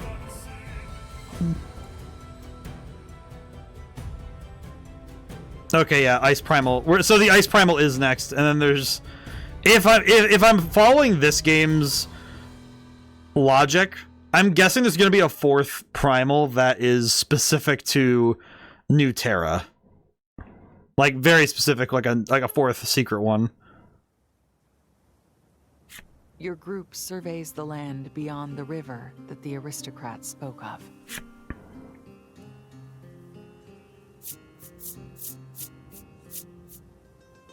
He claimed that none who go there ever return. Yet you've little choice but to brave what lies beyond. Cross the large river to the northwest of the City of Flame.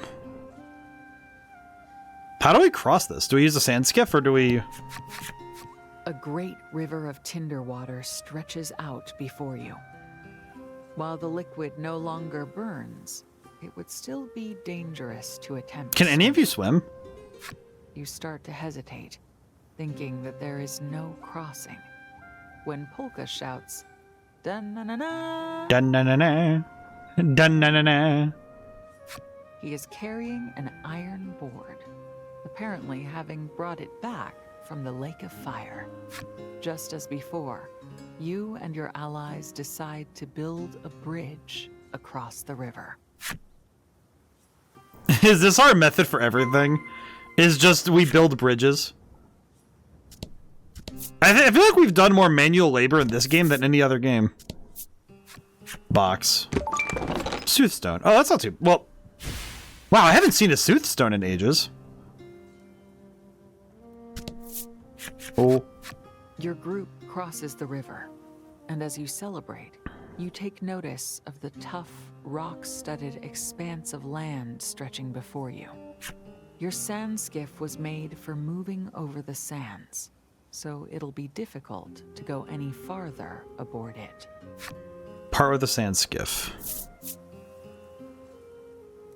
Can we remodel it? You propose remodeling the sand skiff, and Polka is first to agree. We can try it. Legol's face is uneasy as he mutters, "Don't do anything weird." We put wheels on it. We turn into a Mario Kart car. Polka explains that 3 materials will be needed to convert the sand skiff. After some quick preparations, you decide to split up to locate... Oh, splitting the party. This is a bad idea. Who will you check in on? Sometimes a different perspective can be illuminating. I'm confused. Let's just go with Ale. It's fine. So do we get to see all 3, or is it only one? Ooh. Everyone has left the party but Ale. Polka asks you to locate a long, sturdy pole. Trollis dashes off to the south, so you decide to head north so that you all can cover. Oh, this might be specific then. This might be. This might have been a specific choice then. Okay. Interesting. Hey, water. Perhaps because you're by yourself for the first time in a long while, the solitary search makes you feel a bit lonesome. Your thoughts drift inexorably. Yeah, I to feel your like splitting up comrades. was a little bit. Who do I think of?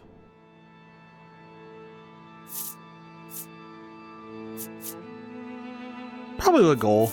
My boy deserves it. Your thoughts turn to Legol. Legol can be somewhat brusque, but deep down he's a supportive person. He seems to care for Polka and Aw. Trollis too. From time to time, though, you spot a lonely, sad look on his face, perhaps due to his difficult past being treated like human livestock. Oh, we get to go through each one. That's nice. I hope we get to think about everybody. Your thoughts turn to Polka. Polka's breadth of knowledge has been an incredible boon, and also a headache, since said knowledge is the source of his unceasing chatter. While he's typically an affable fellow, you do sometimes spot an unexpected iciness in his expression. Perhaps it comes from his hatred of monsters. I do find it fascinating getting these introspections on the characters because we do get some interesting bits here. And I am seriously wondering what we would have gotten if we... I'm grateful that I didn't save, actually, because I wouldn't have the temptation to go just scanning it all, you know? I'm happy to only get the knowledge I get with Your my thoughts choices. turn to Trollis. Her awkward way of speaking somehow only accentuates her sweetness. On top of that, she cares deeply about her companions and has tenacity to spare. And back when you faced the Flame Primal, she pushed herself so hard to save you from certain death. You can't help but be a little concerned about her. She's definitely... Your crew of friends has grown little by little, but with them at your side, you no longer feel as lonely as you once did. Hey, monster. While you were lost in thought, a monster has found you. Fight the monster. You decide to summon up all your courage and fight. I mean, I think I can win this one. The monster brandishes a weapon whose handle is a long, sturdy-looking pole. The exact kind Polka needs. I wonder... it's funny, I think Polka just stayed at the boat. He has stayed at the boat. Alrighty, let's go. I think this fight shouldn't be too hard, because it's just this guy. Yeah, 20... And he has 20... Okay, yeah, we're gonna smoke him. Toad, destroy him. Easy peasy. I feel like this fight might have been harder if I wasn't leveled. I expected nothing less. Thanks, lady. Easy peasy. Alright, that was pretty good. Your battle with the monster has landed you a long, sturdy pole that Polka should be happy with. Having done what you set out to do, you decide to head back to the sand. It does. I am seriously wondering, though, how much... Check in on someone else. Oh, you can do all three. Ooh. Check on... Let's do Trollis first, actually. I'd like to check Trollis first. We'll have Legol last, because I'm pretty sure his is going to be the most sad, to be honest. Everyone has left the party but Trollis. Okay. Polka asks Trollis to find some durable cord. Despite feeling a little sluggish, Trollis takes off to the south, eager to help the group. Yeah, I feel like we're going to definitely be checking everything we can right now. Alrighty. South. Also help to check the map a little bit. Trollis wanders the area, searching for some durable cord or rope, but turns up nothing. What now? Keep searching. Trollis looks around, trying to find a plant that she could braid into rope. The region is so arid, though, that it proves a futile effort. What now? Trollis rummages through her possessions, looking for some durable cord. Inside, she finds a whip from her apprenticeship. She must have brought it along by mistake. It once belonged to the ringmaster of the circus. Looking over the whip brings back memories. The ringmaster was... Ringmasters smell like animals. Fantastic person. Aw. Trollis spends some time reminiscing as she gazes at the whip, but then realizes, not cord, she says, tossing it away. Whip strong could be a cord. Realizing that a whip could work in place of a cord, Trollis decides to return to the I wonder if I sand. searched the other area, would I have gotten something else? Funny that Trollis kind of gets the least... She kind of got the least focus there. That's a little sad. Interesting to see how her mind works. Legol. Polka asks Legol to find something that could be used as wheels. Legol is skeptical that something like that will just be lying around. But he sets off. We just find like nonetheless. 4... Where will you search? Let's see. Sand ruins, mine, lake of fire. Probably the mine? Legol recalls that there was a cart in the mine near Steelborough. Though hesitant to return to such a dangerous place, he can't make excuses when he thinks of how hard a certain subterran must be searching. He decides to take the sand skiff alone back to the mine.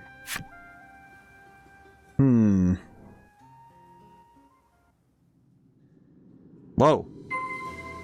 Find a wheel in the mine. You cannot use bellwethers now. Oh, and I only have Legol. Oh. Interesting. And worrying. There is indeed a cart in the mine as Legol attempts to remove the wheels from the mine cart. But suddenly, a monster It's just this little emerges guy. from behind it. It's just a little guy, and I'm trying to steal wheels from the mines. It's like, oh yes, this minecart. I will inconvenience the people for this, please. To battle. Oh, thank goodness I sent the guy with the AoE to do this. This is easy. Also, these monsters are very low level. Interesting. I wonder if there is a right or wrong way to do this. I am seriously wondering wondering how these choices are gonna feel. With the monster defeated, Legol collects the minecart. Wait, he was able to get back here that fast? The slain monster's eyes are wide open. Now what?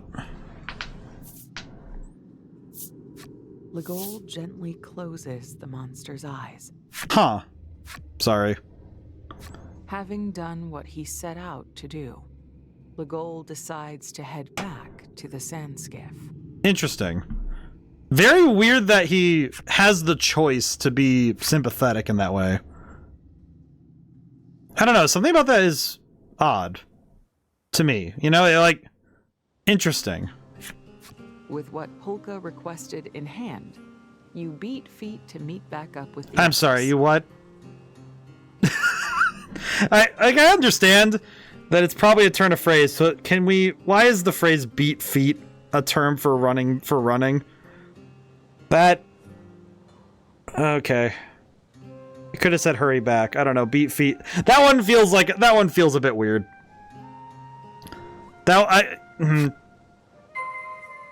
don't know, man. That one's sus. I'm gonna check over here really quick. The sussiness concerns me. The group meets back up, having gathered Okay. all 3 of the things needed to modify the sand. I feel like this game is surprisingly dense because we're only halfway through stream, and I feel like we've gotten so much done. It feels like I've been doing stuff Rude constantly. brought the sturdy pole. Legol has Drink more the water. wheels, and Trollis has the whip. Are you sure I can use your whip? Polka asks, and Trollis gives a little Okay. nod. Accidentally brought lots of Ringmaster's whips. Trollis turns her bag upside down, and, as advertised, a number of whips tumble to the ground. She was like, I need to use many whips to tame the monsters. Doesn't your ringmaster need these? Legol gets a distant look on his face. A bit of pep in his step. Polka starts zipping around the sand skiff, making modifications. A few hours later.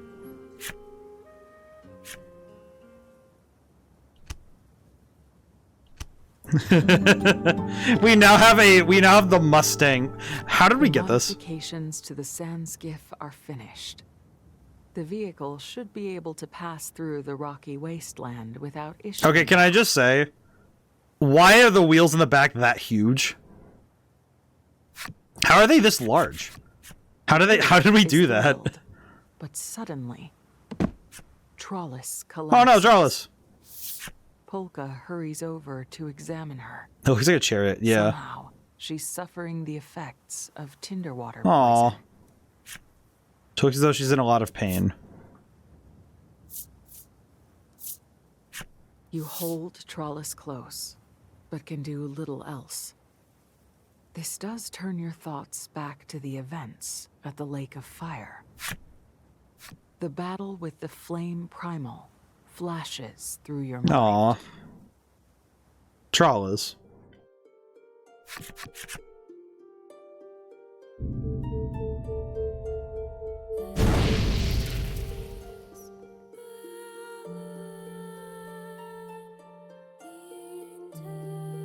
Trollis did eat an entire fireball. During the struggle, Trollis threw herself in harm's way to protect you from the primal's attack. The poison must have entered her body through the wound she sustained in the Aw. process. Despite downing some of Polka's medicine, Trollis remains languid. It seems that the effect isn't very strong. She needs a sanitary place to rest, Polka says, and the group decides to try to find Aw. Find a place for Trollis to rest. Okay. Okay, so we don't have Trollis on the team anymore, but we do have means to wait, can I go? Does this work? No. Okay. We gotta check everywhere now. Oh there! What is this deep voice? A man, breathless and plump, suddenly jumps out. That guy who looks a lot like the... As you search for a place where Trollis can rest. You can't help but feel like you remember this man. Recognition dawns in you, and you're sure this is the ringmaster of the circus. At least, until he flatly denies it, saying you've confused him with someone else. Trollis rises unsteadily from the deck of the sand skiff, tilts her head to the side, and says, "You not ringmaster?" The man looks at Trollis for a moment, then breaks into a delighted smile. "Oh ho! You're one of my brothers from the circus." Oh, okay, so it's... As he explains it, this man is the younger brother of the circus ringmaster.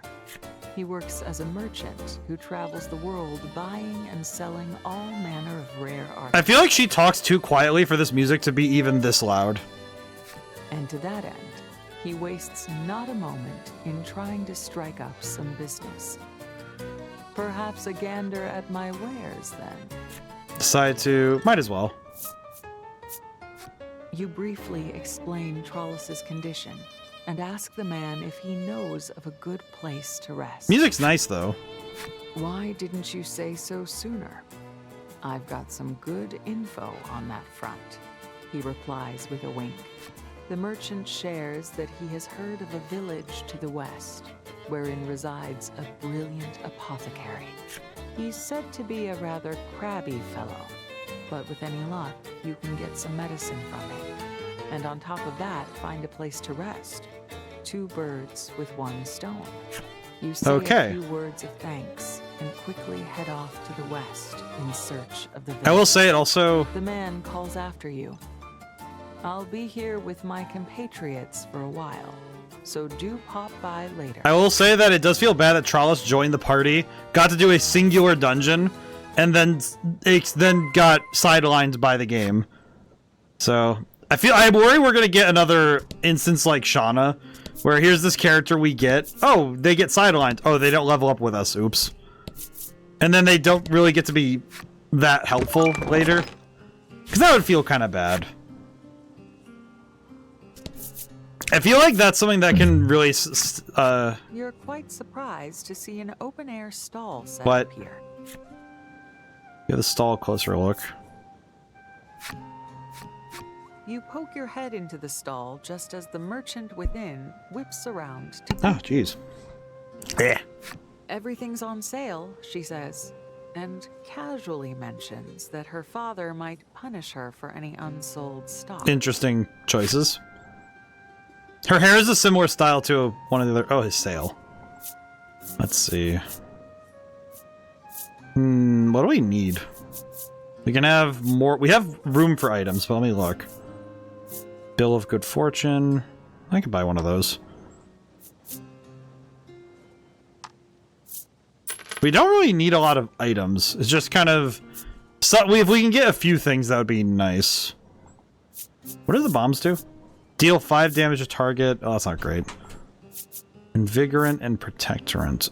I think this we'll want to buy, though. Buy 2 of these. I think these will be helpful later, because having +5 attack is really nice. So we can take those. The merchant says she'll return to face her father, bids you farewell, and begins breaking down her stall. No more shopping for you. I mean, that's fine. We got what we wanted. Okay, let's see. How big is this map? This map is huge. Holy crap. Okay. Out west. Okay, there's nothing over here. How far does this go anyway? Whoa. Oh, it's the edge of the table. I wanted to look really quick. Whoa. Okay, so this is the maximum bounds of the play area, it seems. Oh. I'm sorry I'm doing this. I don't know, I'm just interested. Oh my god, I'm trying to imagine how big is this room? Reaching to do all this stuff must be a pain. Like, if you were playing this in a real table, this definitely would be insanely hard to manage. Okay, let me go talk to them. Let me go to the market really quick and ask about... I want to try and get some extra weapons, if I can help it. Oh, and there's a pet shop. Oh, let's check the pet shop first. Okay, let's check this first, because if we can get new cards, that would be nice. Okay, none at all. Good to know.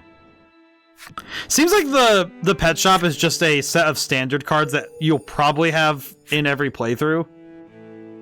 And that seems okay. Okay, let's see. Does this guy have any new weapons? Because a new weapon would be nice. And none whatsoever. Dang, really? The only new thing really was the armor there. But even that defense boost isn't really worth it. Yeah, this is really worth it. Let's just dip. I do like I do like how they represent all these different maps via the system of cards. Oh, you know, I should probably save while I have time. No sense of being irresponsible and not saving. Because now we're on chapter 4, right? What the heck? What is that? What is that girl wearing? She's so tiny. Is she the mercantile? No, wait. He said he was a crabby old man. Water? This place feels eerily familiar. You open your pack and fish out a scrap of paper. Ah, the treasure map. You knew it. This is where the map says there's hidden Do we have a treasure. shovel? You feel around on the ground for a moment and soon discover an unnatural swell in the dirt. You claw at the earth with reckless abandon. Success. Buried treasure. Ecstatic, you fling open the lid and stash its contents in your It's bag. gonna be like an Inspire Elixir or something. Ring of Compassion. Okay, never mind. Okay, that's pretty good. Ring of Compassion? Crit rate +2, huh? That's okay. That's not bad. I feel like I'm that guy from I'm thinking of the guy from the Iron Giant where he's like that's not bad. He's sitting there like, oh, it's like that is hard. Oh man, we did sail past the hour mark earlier, but I hope everyone's doing well. You locate a small village. This is probably the place the merchant mentioned, where the apothecary lives. However, monsters suddenly appear, and they're headed straight for the town. You can't let them attack the town, for Trollus's sake too. You take off running to stop the monsters. Okay, time to fight again. I do like the chariot racing thing, the chariot sand skiff. But yeah, we're way past the hour mark, but I hope everyone's having a good week. And I seriously hope that everybody has the makings of a good weekend ahead of them. I know tomorrow I have been deeply anticipating because it's the pre-release for the Final Fantasy stuff in Magic the Gathering, so I get to play with some of the cards early. I did order some cards. Basically, I did order some cards, and I did make it a thing for streaming because we are going to do we're actually going to do an opening stream. I'm going to try and figure out how I'm going to set it up. It'll be a hand cam thing. I will borrow human hands, and we will open cards. I don't know when that'll be because it'll be whenever I get all of the cards in. So we'll see. Okay, let's knock out the side guys first. I think it'd be good to knock them out early.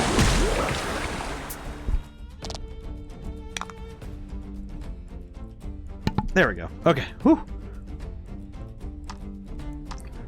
But I think that it'll be a fun time because I think the cards look really fun, and there's a lot of room with what I got. There's a lot of room for us to get a lot of interesting stuff to look at. Also gives me an excuse to nerd out about cards and stuff. So it'll be fun. Light damage to all. Ow. Interesting that this place is light specific, but more so that we get the light proof ability just before this. So I wonder what the... I do wonder what... I wonder why they gave us light proof though. Because it feels like a purposeful thing. Let's see. Okay, based on my math.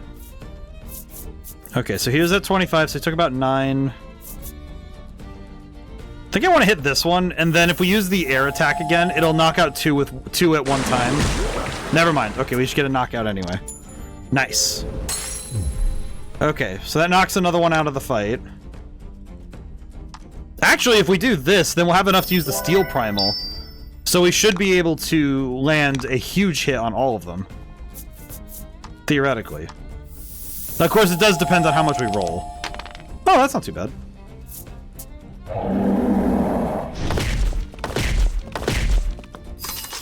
Yeah, that's not too bad at all. Because now the middle one has attack down, and we have only one target to deal with. And we can live with that, because one target at a time is pretty easy.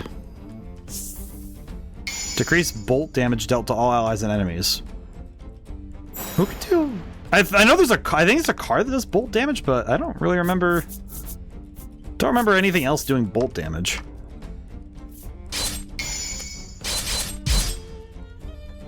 Not too bad. Not great, but not too bad. I feel like the combat in this game has become so direct for me. I don't know. Maybe it's just because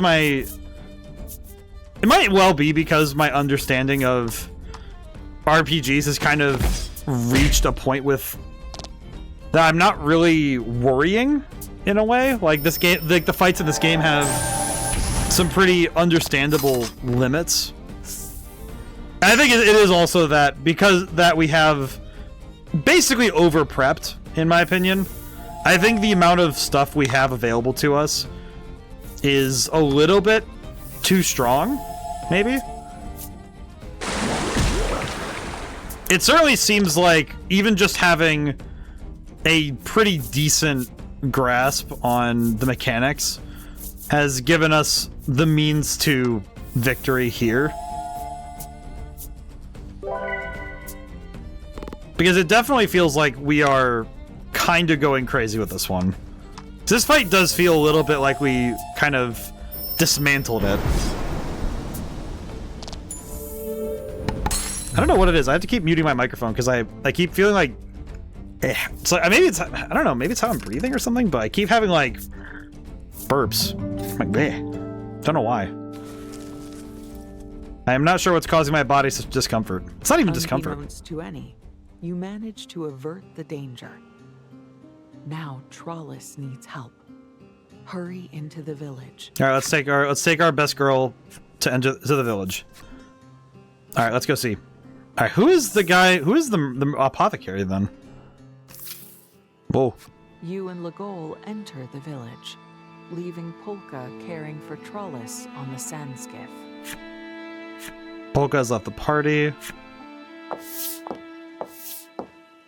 No sooner do you enter the village than a man's voice calls out What? to you. This here's the Village of Light. Make yourself at home and rest your wearied spirit. What is he carrying there? The villager wears a curious headpiece, but seems polite and courteous. Interesting headwear. You get directly to the point and ask him if he knows about the apothecary. Ah, that would be me, he says, before offering to mix up some medicine if you're in a hurry. What do I do? You explain Trollis's symptoms, and the man calling himself an apothecary smiles and says he can help right away. Wait a minute, did they say he was a crabby old man?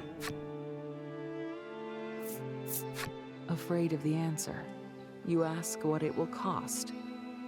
The man calling himself the apothecary laughs and assures you he has no need of payment. Yeah, no, this is suspicious as heck. The apothecary hardly seems crabby at all, so you check again with him that he really is the one you're looking for. He answers that coming to this village changed him. Huh. Made him realize that people need to live by helping each other. The apothecary suggests you take a wander about town while he mixes up the medicine. Yeah, this makes me feel suspicious. He adds, the folks about town are kind souls one and all, so feel free to ask them if you need. I'm wondering if this is genuine. Legol says that he'll get Trollis and returns to the sand skiff. You decide to walk around the village and find what you'll need to care for your friend. I am seriously wondering if that's real or not. I don't know. That seems suspicious. Maybe it's just because this. I've gotten so used to it always being a matter of suspicion with some of these things. So the old man says, "No person is an island. That's why we need to join hands and help one another." I've seen this guy's artwork multiple times, and it's very funny every time I see his face. Because they've remixed the artwork multiple times with characters like this, so it's interesting seeing how they do this. The boy looks at you and says, "This would look nice on you, miss," and hands you a crown made of gorgeous artificial flowers. Artificial flowers? What are they made of? You try to pay for it, but the boy counters with a smile.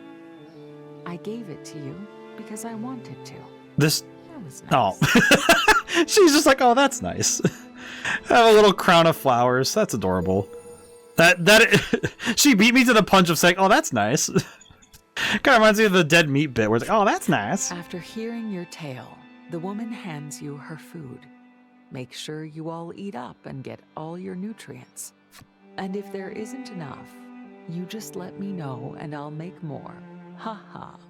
She finishes with a hearty laugh. These people are... I feel like there has to be something... There has to be a subversion. A twist, right? I don't know. After What? hearing your tale, the proprietor of the inn beams at you and says, "Don't worry your head over payment. Stop in and make use of one of our rooms as much as you like. You offer a word of thanks and feel a weight lift off your chest. Now Trollis will be able to rest somewhere comfortable. The apothecary comes running your way. The medicine is finished. Okay, that was quick. You take it from him and then try to head back to Trollis. But there seems to be quite some commotion at the entrance of town. Wondering what could have happened, you hurry over. I hope it's not more monsters, because that would suck. I'm gonna guess something else, though, but... Nope, monsters. Probably monsters. A crowd of villagers has thronged the entrance to town. On the opposite side are Legol, Trollis, and Polka. What? Their earlier kindness seemingly an implausible What? memory. The group shouts, "Get out, now." You realize that the villagers are staring daggers at Trollis. They seem somehow furious at her. Even the apothecary, who only just handed you medicine for her, has an expression of utter rage on his face. I don't even know what's happening. What do we do?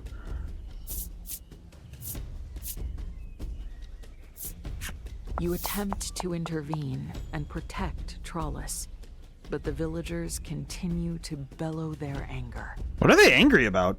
Suddenly, you hear a serene voice call out over the crowd. Enough. Wow, one word. At the sound of it, the people fall incredibly quiet. A mysterious girl, young in years, emerges from within the awkwardly silent crowd. I will say, the last couple times I've seen someone wearing all white, I got a little suspicious of them. I beg your forgiveness for the way you have been treated by the villagers, she says.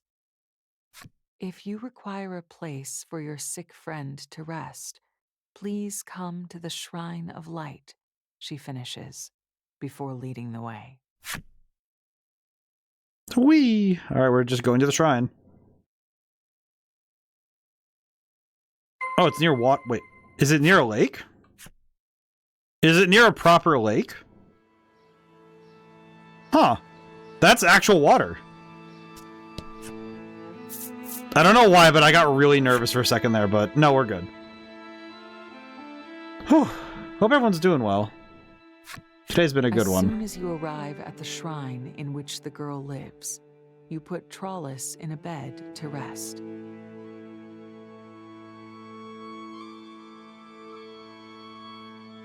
She read that wrong. On purpose, probably, but she read that wrong. You're relieved that you've managed things for the time being.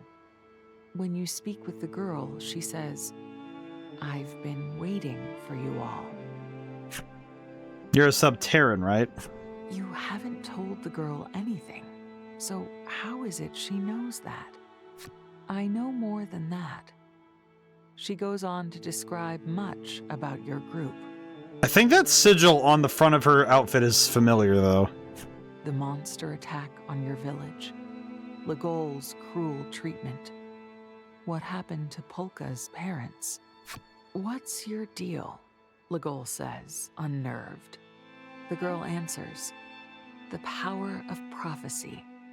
She explains that due to her power, the people revere her as a religious... Wait, so... Are you telling me that she... Wait, how does she know... Okay, wait, is it the power of prophecy going both directions? So, like, she knows everything in the past, like, it's like the Norns, where because of all these events in the past, you will end up at this point, in which we may explain to you what will happen in the future. Which is more of a... Which sort of... Because the Greeks tend to focus on, you know, like, Greek prophecies go forward. Norse prophecies look backwards to project forward. I guess that's how both do it, really. Because the truth is that a prophecy works by the fact that what it does is take before and project it forward into after. You've never never heard that word before, and so you ask, Guru.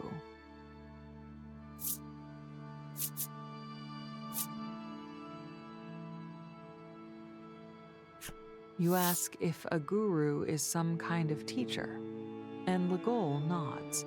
Huh. Yeah, I think you could say they're a sort of teacher. I'm very confused. Polka adds, a guru is the founder of an ideological group, or the leader of one. In any event, the guru is clearly important to the village. You decide to ask her about the place. What do I ask? You ask why the once kind villagers became so angry. The guru explains in a measured It's funny, I actually don't... I think asking why they were nice in the first place doesn't matter to me. Because I can see that they follow a philosophy that is like glass. Like, the moment that something erupts them, they erupt into fury, but... Why did they get so angry if their entire philosophy is kindness? This remote village has, she explains, my knee popped. been the victim of many monster attacks over the years, which in turn means that many of its inhabitants despise all monsters. That hatred eventually took root in the village as a kind of religious doctrine. Thus, their behavior when they saw Trollis. Wait, but Trollis isn't... Wait, but Trollis isn't a monster. She's just a bunny girl. Wait,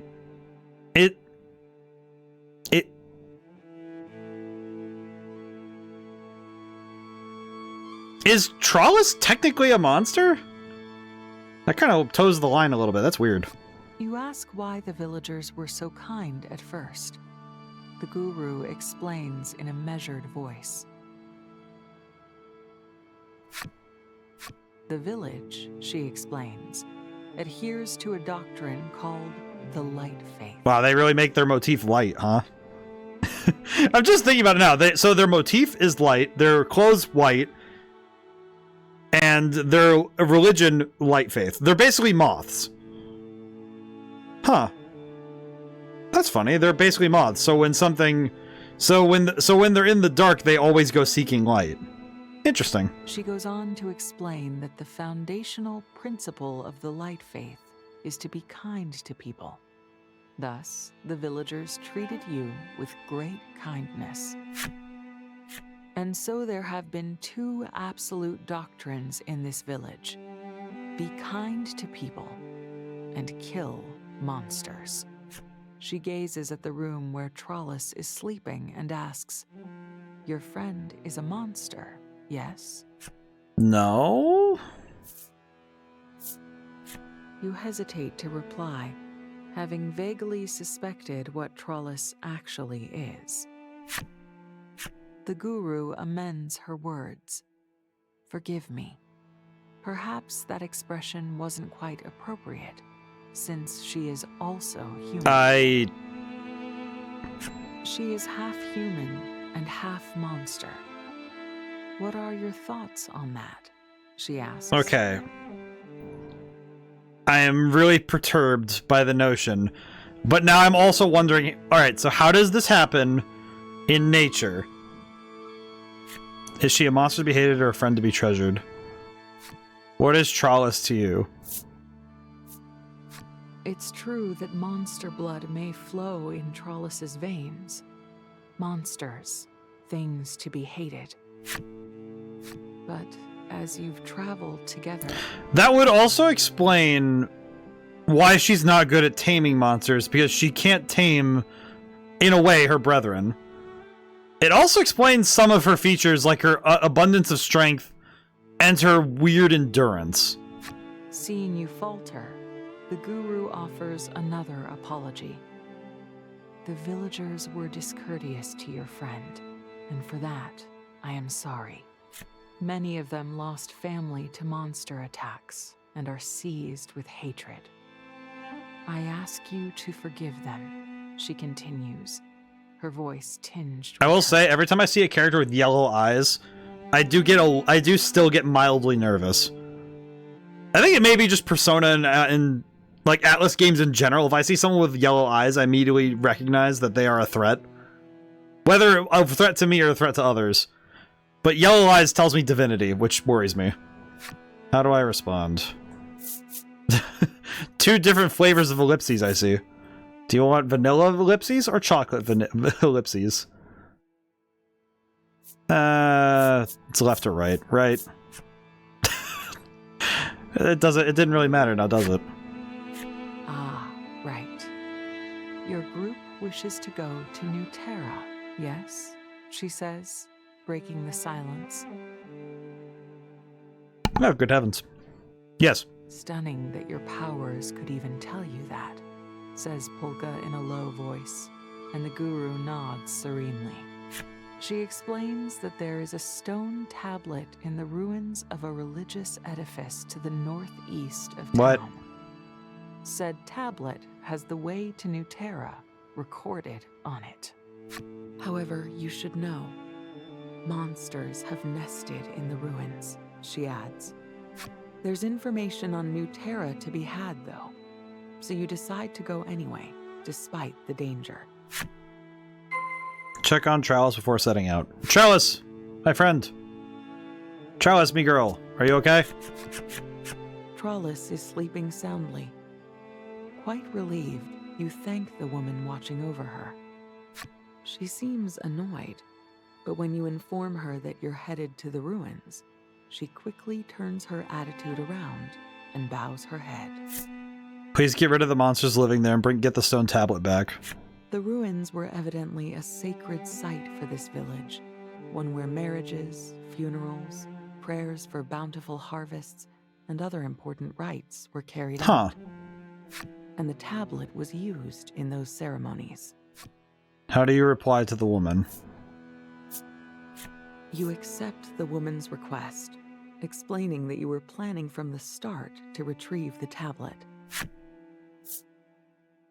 You've no sooner gotten your response out than Trollis's eyes fly open, and she bursts out, "I come too." Baby. While she is a little unsteady yet, the apothecary's medicine seems to have done its work. Yeah! You try to convince her to rest a little longer, but she insists on going to the ruins with you. At length, her persistence wins out, and you begrudgingly agree to take her along and head for the ruins. Man, I really hope we don't run into anything story-related about Trollis at the ruins where she regrets coming along. Hooray! We got our friend back. Okay, so she didn't actually lose a whole lot in terms of leveling. She's just... Yeah, actually, she's not even behind at all. She's just where she was earlier.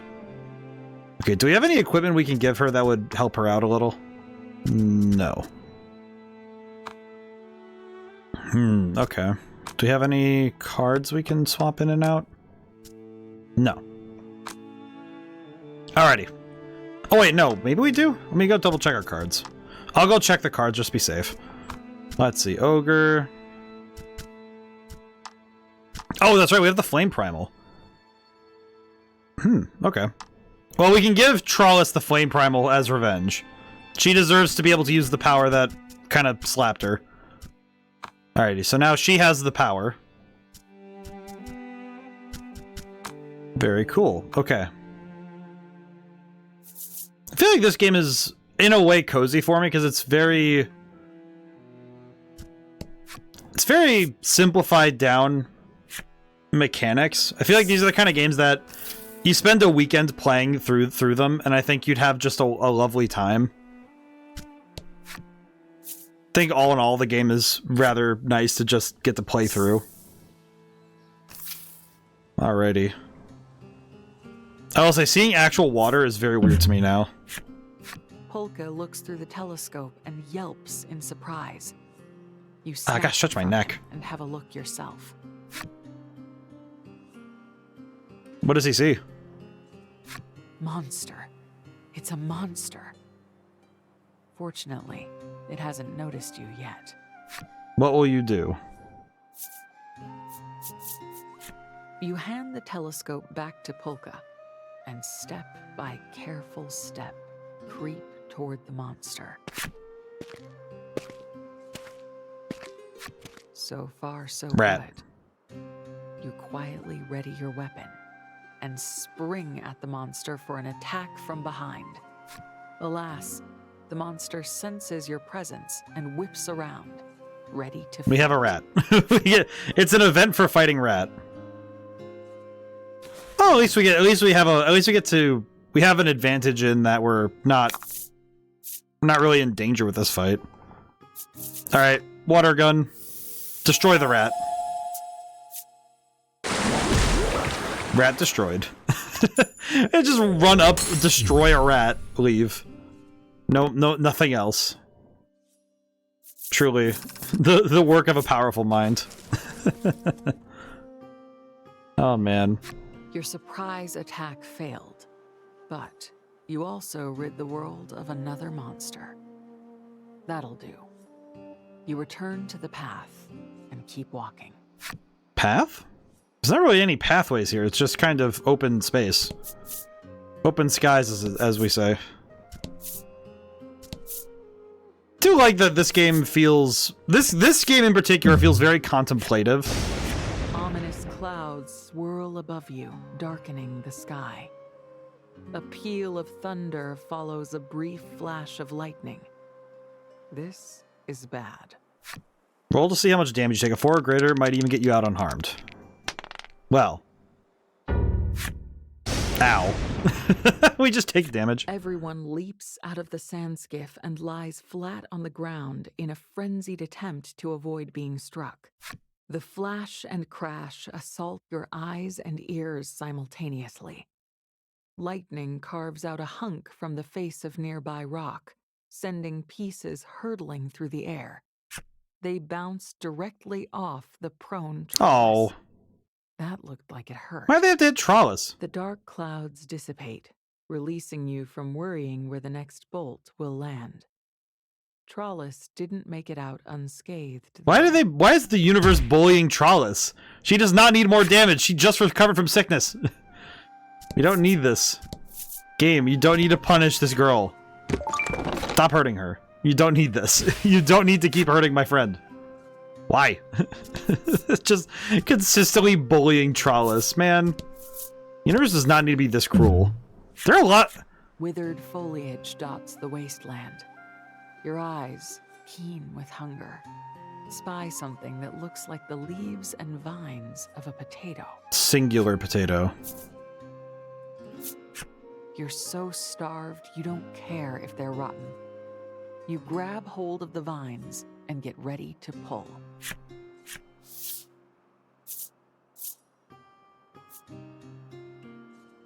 There's a fly. Get out of here. Easy does it. It's not giving an inch. Whatever it is, it must be huge. You keep pulling and suddenly feel it come loose. Well, the vines have anyhow. You decide it's not worth digging out the tuber by hand and go on. Oh, no potatoes for us. Bah. Oh well. Now, what else can be done? Hey, snow.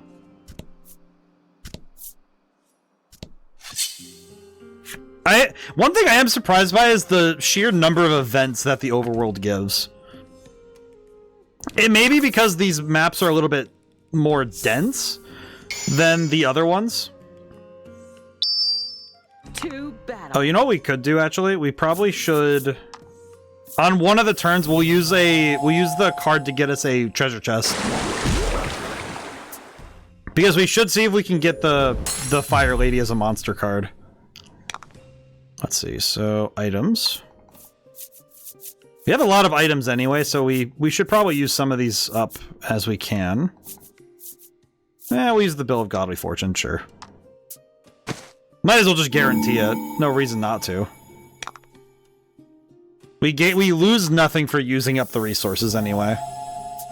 Actually, I guess funny thing, we haven't really had any good time to use our other healing items because we haven't really had a need to heal. I'm actually kind of surprised by that, now that I think about it. We haven't really... Like, we used the salve once during the primal fight, but other than that, we haven't really needed any healing items during dungeon crawling, really. Let's go with the far right. Oh, zap smoke. Oh, and it was 2 rats. Okay, that's fine. Honestly, missing rat cards doesn't really make me sad, but that's okay. We might need to sell some of the items later because we're not actually using most of them. It does kind of feel like we're not really doing a whole lot with our inventory. I feel like gameplay-wise, this one feels... how do I put it?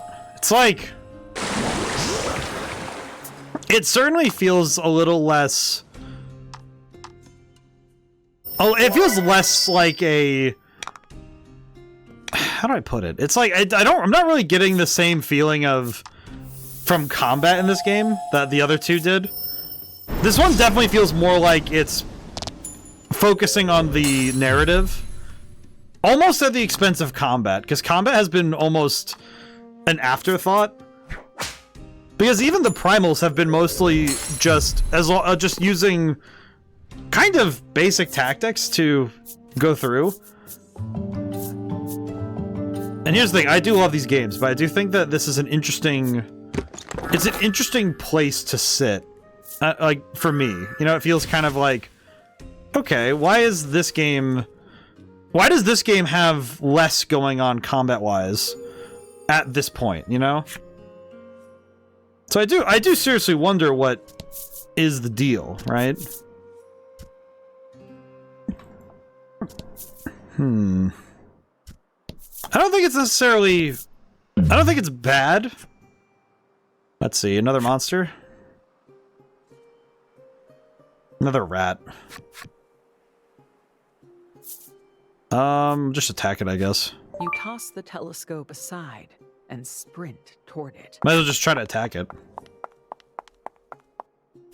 The monster scrambles about in a panic, finally tossing something at your head in desperation. We just chase it off. You throw your hand up in time to catch it, but that bought the monster time enough to gather itself. And so, free item, but no fight. A panacea. So, a free panacea for... Okay. And 2,000 gold, essentially. Okay. Yeah, I feel like they've kind of loaded us with items. I don't know why, though. Because we have, like, such a massive flush of... Okay, maybe this... Wait, how big is this place? Never mind. I'm beginning to see why they gave us... okay. Accounting for walls, this is huge. Or is it? Let me see. Okay, it's not... It's not too much to comprehend, but it is a lot of room.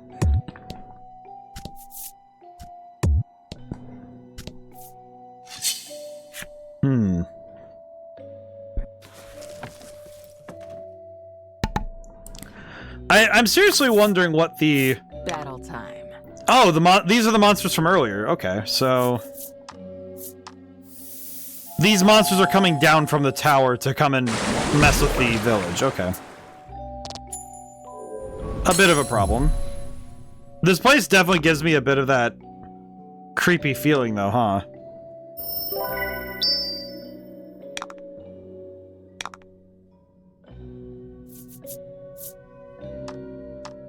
Wonder why it's playing this...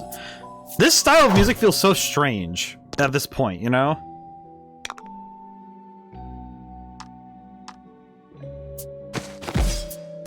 Like, it feels like... It feels like this place is not what it seems. That's what I'm getting from all this. Hey! Oh, we got Lightstorm. Okay. But who to give it to? Probably Legol, but... Because we do want to use that card. Because that's... An all-attack is nice.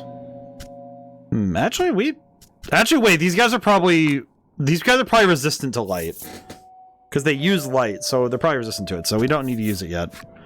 A great statue stands before you, large enough that you have to crane your neck to look up at it. You wonder how much historical value such a thing might have. I mean, that's a fair question.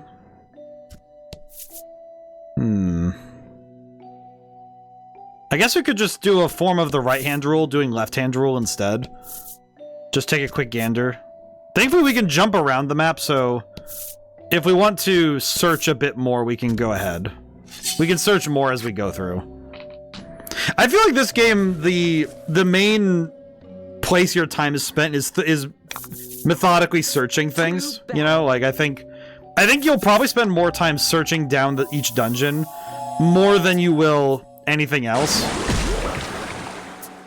Because it does seem like the majority of my time with these games has been spent just going over everything. I think the first game does a good job of training that into you, because the first game essentially mandates in a way that you check everything with the Arcana cards.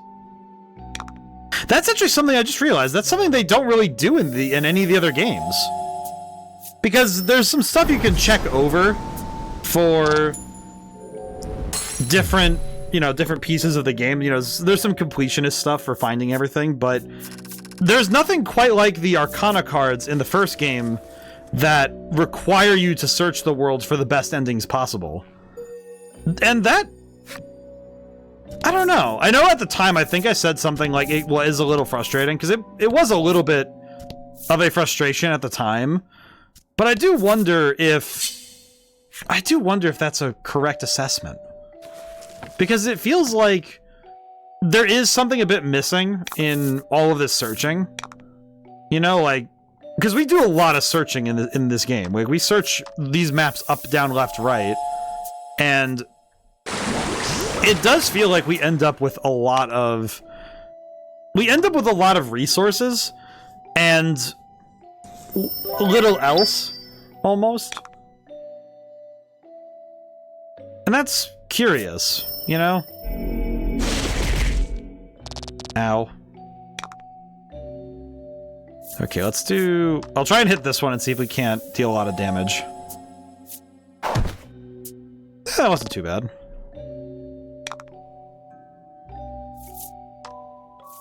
This music does feel a little bit less... This music feels a little less... it feels less exciting and more contemplative, but I think the loop of it is a little... I think it's a little short. I don't know. I think I'm kind of... I think this game is kind of...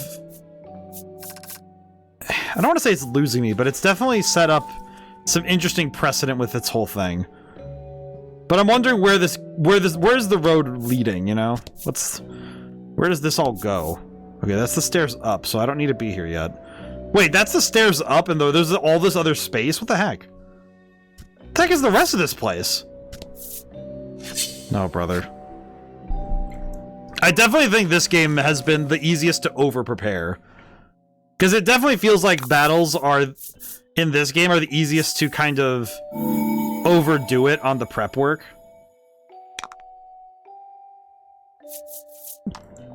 Because these guys are really easy to run into. It certainly feels like this game has the most combat and the least stakes with it. I think of all the games, the Forsaken Maiden probably had the most involved battles.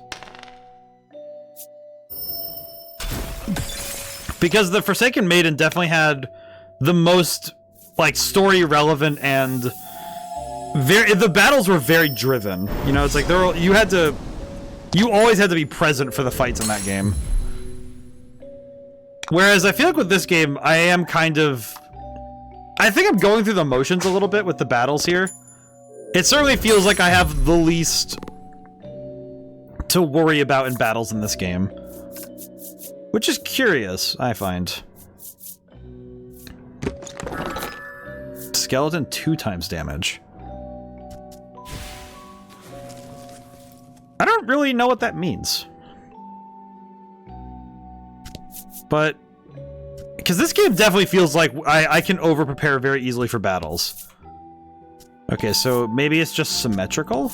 Let me compare then. Not quite. Interesting. I'll need to take a look at the map at large when I have a moment.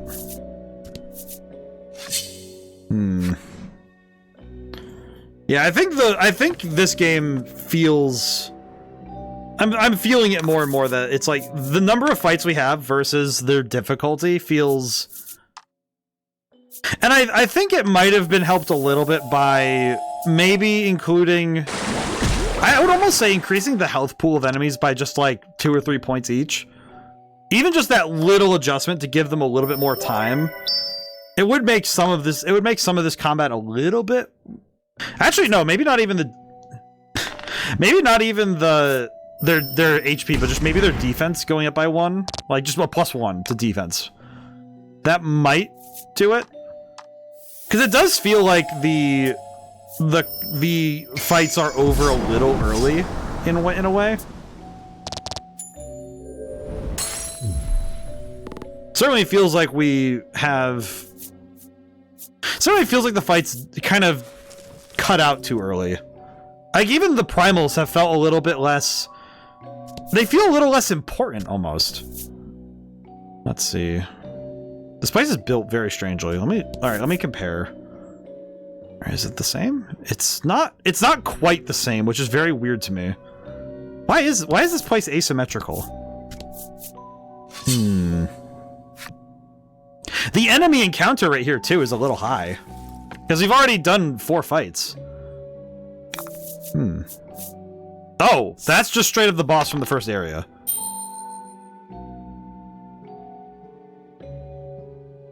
Get him. Okay, thankfully we're not going to be rolling any dice. But that is just straight up the boss fight from earlier. Interesting. I find that a little surprising that they would repurpose a boss fight. It is also kind of funny that they can repurpose a boss fight. That is a little bit interesting.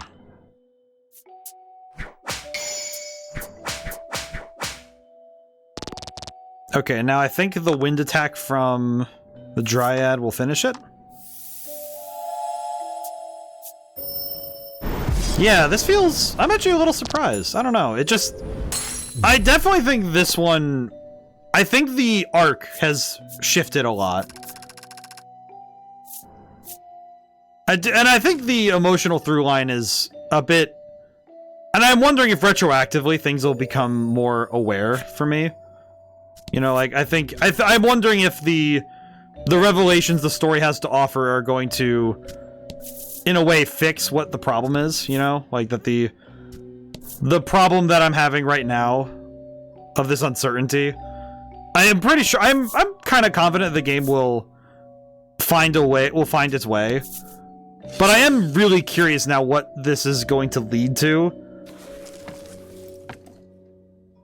I do wonder if I should just stop doing all this constant searching, but I think it might, and we might as well, because it's not really hurting me. It's not really doing me any disservice to check over the maps, to just be careful. And of course it's nice. I think this is the cozy part. Funny enough, I feel like this kind of combat is very... It's very reminiscent for me of when I would play card games at home, you know, like whether it be, you know, trading card games when I was a kid, when I played, you know, Yu-Gi-Oh! And some of the other games, some of the other collectible games, and very, very physical tabletop games, or family games. I'm a big fan of Sequence, which is a card game that essentially uses 2 playing card decks and a board, and you have to make like a sequence, you know, you make 5 in a row. A lot of fun. Probably one of my favorite board games of all time, because it's pretty good. I think also, I am thinking though that all of my favorite games have a commonality, and that's that luck plays a factor in all of them. You know, that I think luck being a part of any game is more inviting to the newer players. Because luck itself is the equalizer. It's also why skilled players hate it. Because, and that's a reasonable response, because when your victory earned by strategy can be kind of swiped out from under you by someone getting a lucky draw, it can feel a little unearned, you know? And that's not an unreasonable response, but I do think it misses the point that some players weaponize their ability to play the odds. There's actually a term in trading cards called draw the out that it is a little bit, it can be used at times to be a bit of a jerk, but at times it's the Yu-Gi-Oh thing, you know, the heart of the cards, the heart of the draw, right? That you're going to trust that the cards will give you what you need. And does it sound a little silly on paper? 100%. But in practice, it's a practice of faith, in a way. That's how it's done. It kind of feels to me like Lady Luck is that sort of unofficial entity I sort of keep close to my heart. Because I feel like of all things that will never abandon you, the chaotic whims of luck will always be there. Whether or not they play to your favor is one thing, but they'll always be there for you. And sometimes trusting your luck is better than having none at all, you know?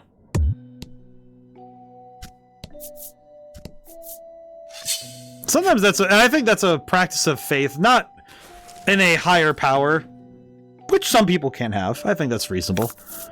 I have faith in both. I like to, if I have a direct question, I ask a higher power. If I have, if I need indirect guidance, I'll pitch it to the winds.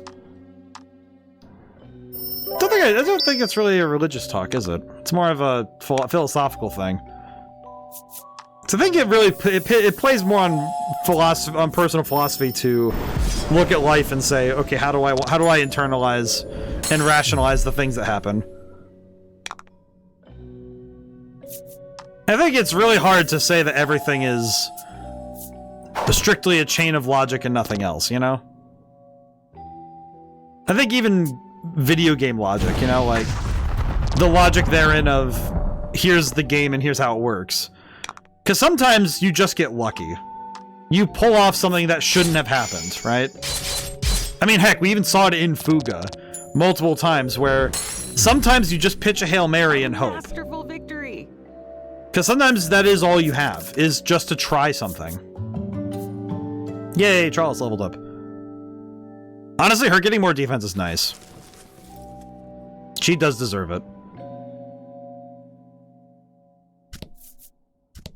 But that's something I've gotten kind of used to, is taking those wild shots and hoping. Because I think it's also more fun, I think, to see what the universe will have in store for you, to just open the door and go for it, right? And sometimes you strike lightning. Still waiting for my lightning to strike for my career, but I think some lightning you have to make yourself, so no sense in waiting for that. You just have to go chasing the storms. It's like, you don't really get to see lightning if you don't chase storms, so in that regard, you have to go chasing that sort of stuff. 6 is gonna hurt. Ow. But nevertheless, I know I talked about it a little bit. I talked a little bit about it off stream and the Discord, but I did have a hard week, and last Thursday was rather difficult for me, and I do wonder at times, I have wondered over the last week if I've truly closed the book on what happened. And I think in a way, I've reached all the closure I can. And maybe I'm more perturbed to the fact that I was able to reach that closure quickly. You know, like, is that a lack of care, or is that a matter of having done all you can? And I don't know. I don't really know. Maybe one day I'll find out, but we'll see. Alright, let's go to the Stela. Wedding rites. 2 who have pledged their love to one another must exchange that which is worn at all times. Exchange headdresses. Interesting. Okay. Well, we cleared out into the entire floor. Given the width of floors in this game, I'm wondering if there's going to be more floors here. You look at Trollis and ask, "You okay?" She gives a vivacious bounce, assuring you that she's as fine as she looks and that you don't have to worry. Perhaps she then realizes what you actually mean, so she continues to speak with some brightness in her voice. She reminds you that she has the circus troupe who accepted her without discrimination. And on top of that, she has kind friends who worry about her and do their best to nurse her back to health when she falls ill. So of course she's all right. So we'll do my best. Be big girl for troop and for friends. Aww. Yeah, I need to... I feel like Trollis has entered the realm where Laddie was, where I will protect this friend at all costs. There is I think it's the protective instinct of seeing a good friend, you know? Of somebody who cares as much for you as you care for them. Ah. Battle time. Interesting. Well, I could always just go for the Steel Primal, because that doesn't really need to... I don't need to worry about the damage there. And then... I do feel like the Fire Primal would be well suited for the... It would be well suited for Ale, but I kind of like having... Let's see, actually, let's go for the Dryad, because the Dryad is less expensive and... Also, it should just do enough. There we go. Pretty easy. I do think the music, not having battle music, I think has kind of altered the mood of the game. I think the rhythm, there's no real up and down. I think it maintaining this feeling the whole time is almost at the detriment of the flow, because we're not really getting any. We're not getting any alteration. There's no modulation in the energy here, which is okay. But I think it definitely kind of stymies the way that the game feels a little. You know, the movements in the game are really low. It's kind of like calm water. Battle time. Which can be fine, but I don't know. It feels a bit like we're waiting. As in W-A-D-I-N-G, not W-A-I-T. Like waiting in water, right? Where it's not quite like we're not in motion, but it feels a little less... It feels a little less like we're somewhere that is keeping us engaged with the act of staying where we are, right? I guess that's how I would describe it. Like we're able to stay at the energy levels we are. And that's not a difficult thing to do. Like with Fuga, you notice that when battles start to ramp up, there's a ramp in tension as the fight goes on, because we're trying to deal with the changing circumstances of the fight. And I'm finding that right now, we're not really changing our circumstances even as battles go on. Because we come out of fights and we're relatively unscathed. Most of the characters have ways to recover HP out after or during combat anyway, so it's very unlikely that I have to worry about my HP level.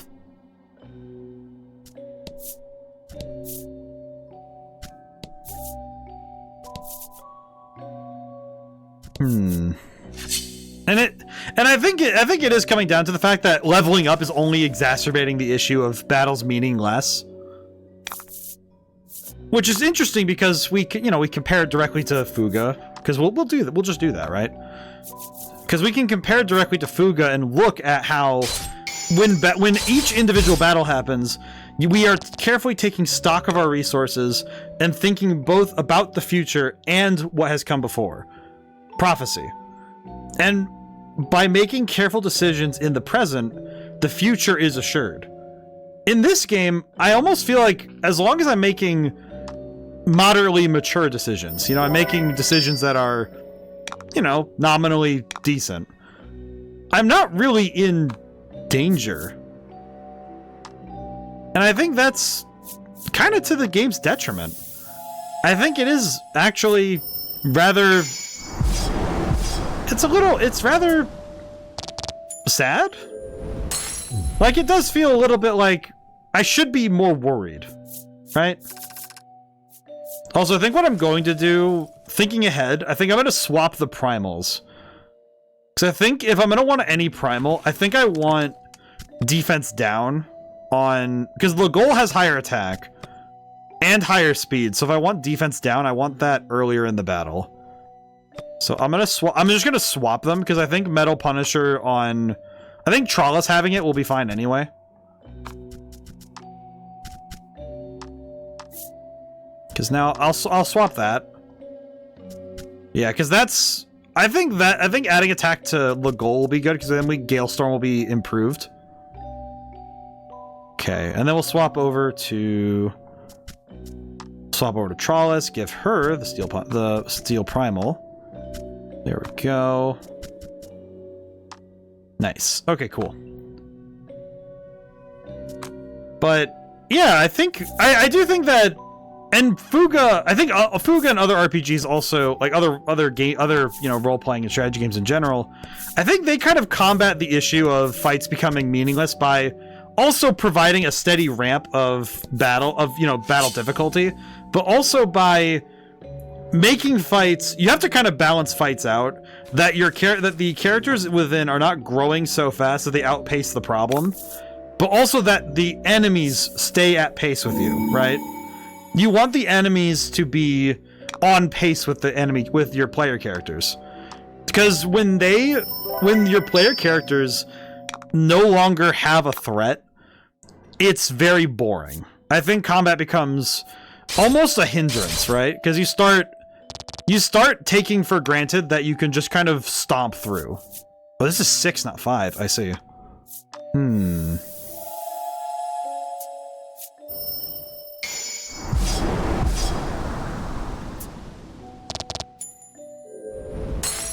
Well, I think it still works to do it this way.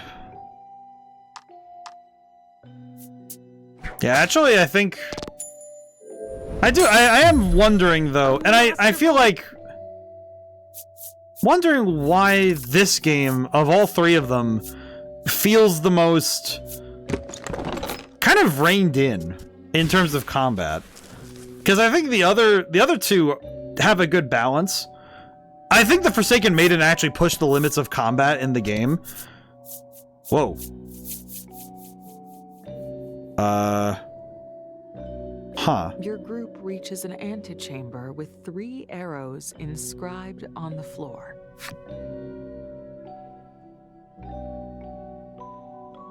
Ah, I see. Further inside, you can see a statue and what appears to be some kind of pedestal. To the right is a door, and by the looks of it, your only way onward. Interesting. Okay, so if it's based on rules of... Okay, I'm gonna try up. It'll be up, left, up, I think. Because I think that's what we want. So up. The floor sinks slightly when you step on the arrow. And then... If it does this, if it's a sliding puzzle, then it's probably up, left, up. Why, the statue moved.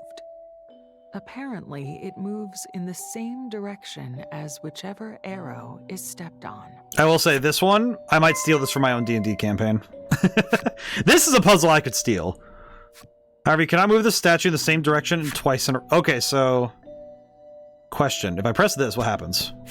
Step on this arrow. Yes.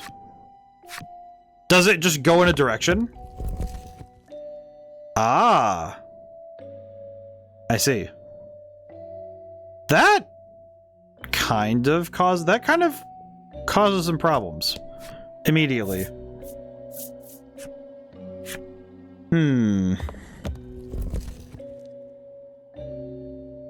Okay. Interesting. I'm guessing then that we press left so it goes quote-unquote in the wall. And that would be how you do that? At least that's what would be my theory. I don't know if that works, but I am guessing that's my theory, because I feel like that would be how I would do this. There's a wall in that direction, so the statue can't move there. You withdraw the floor is already recessed, and stepping on it again has no apparent effect. No, it's just go side to side. Okay, no, never mind, because it's just left. It's just right, left, up. Okay. Right, left, right, left, left, right, right, left. That's me when I was in marching band, when I wasn't lead. That was actually something I had to learn in marching band, was when you're the one on the furthest end, you're the one leading the step. So you have to be the one in time. You have to be in time. The statue slides on top of the pedestal, and in that instant, kablow. Explode the door. Oh, okay, open it. With a groan, the door opens. I don't know why, it's just very funny. Relieved that you can finally move on, you decide to head through the door. Yeah, this feel. I will say, I at times this reminds me of those Choose Your Own Adventure books. Does anybody have a favorite Choose Your Own Adventure book? Like, do they have one they remember? Because I feel like I used to read them in the library all the time when I was a kid. I forget the titles of some of them, but I remember the illustrations were really evocative on the front. You know, there'd be those like really detailed illustrations of like a dude in front of a pedestal or something, and it's like, oh dude, I want to find the treasure. And then you die in like 3 pages because you don't know where you're going. Ooh, okay. Well, that gives me incentive to try the fire primal ability, because now we can spam. Yeah, because now we have 1, 2, 3, 4, 5, 6, 7. So if I attack once, then we're good. Alright, let's see it. I would like to see the fire primal ability's power. Flare Punisher.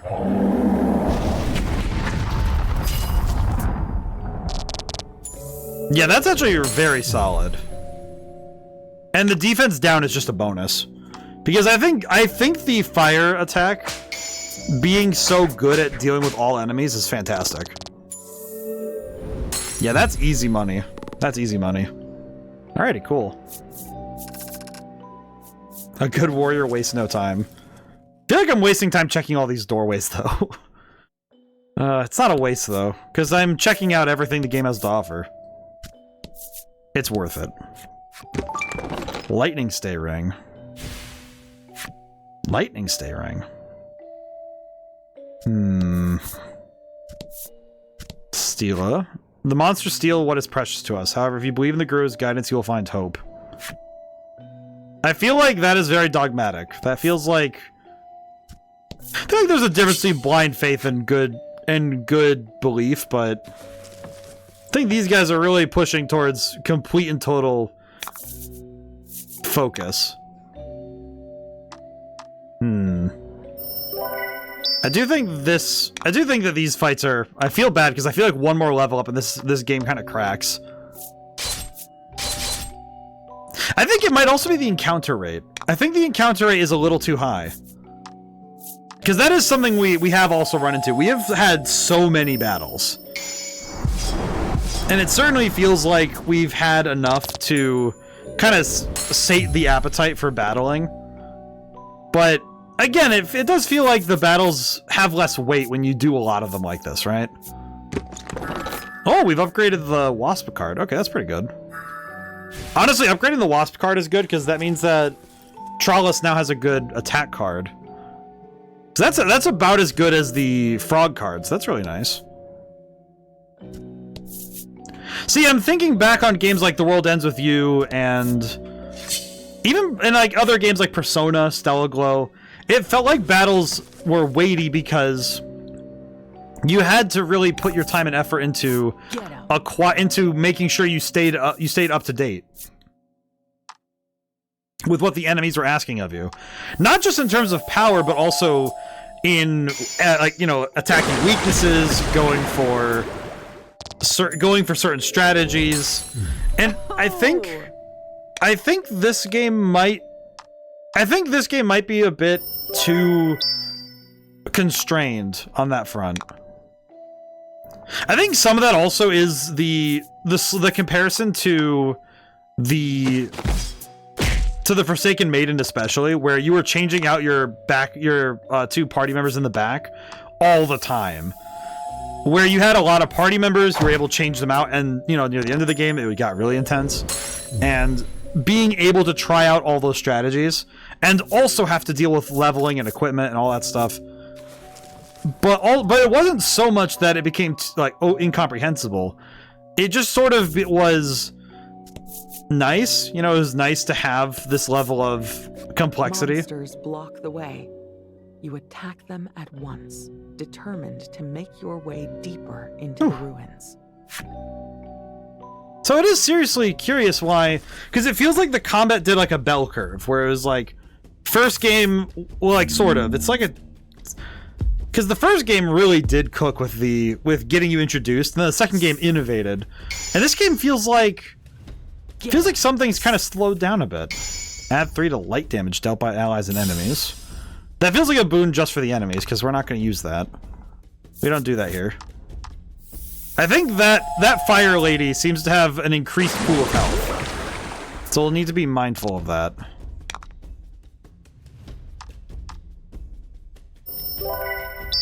At least these two seem to have... Yeah, they seem to have higher attack and HP. So that's good. Funny thing, it's also based on a little bit of luck is how this game is balanced, because if you don't have certain cards, I imagine that this game is a little bit harder. Like, I would say lacking 1 or 2 cheaper all attacks would probably make this a lot harder, right? Like, the fact alone that I have the Gale Storm is really good, because I have an option for hitting everybody that doesn't require much investment. And even if it doesn't knock out opponents, it does round them down rather quickly, right? Like this stuff here, it's gonna knock these guys out rather easily.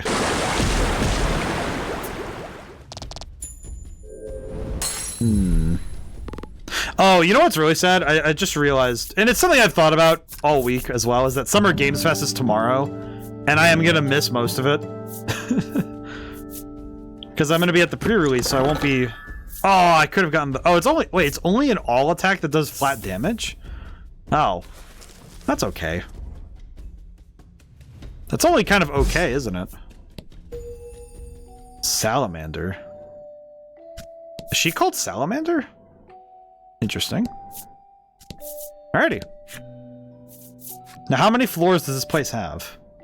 I feel like if this place has too many floors, I feel like this would be where the game's balance kind of falls apart.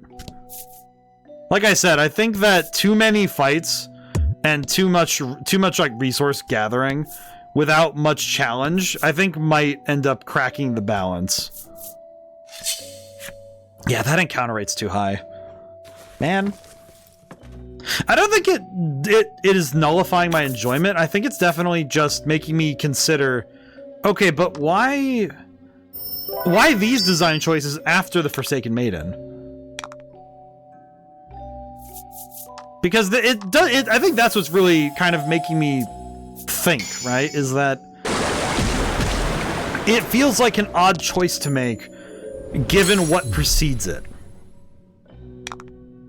Because I think the Forsaken Maiden really had it down in terms of encounter rate to experience gain to the methods by which you'd battle.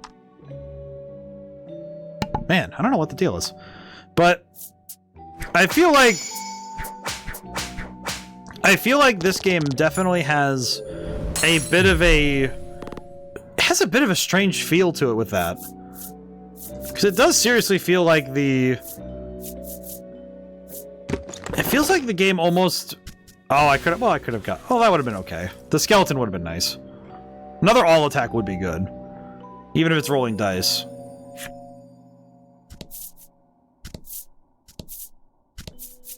But it is...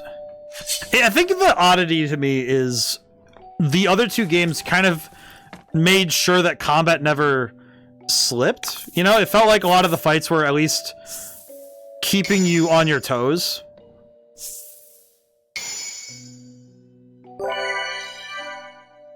I think this game... Oh, interesting. These are harder. Why do these guys just have... Okay, why exactly? Why do these guys have so much health? Why do these guys have so much health?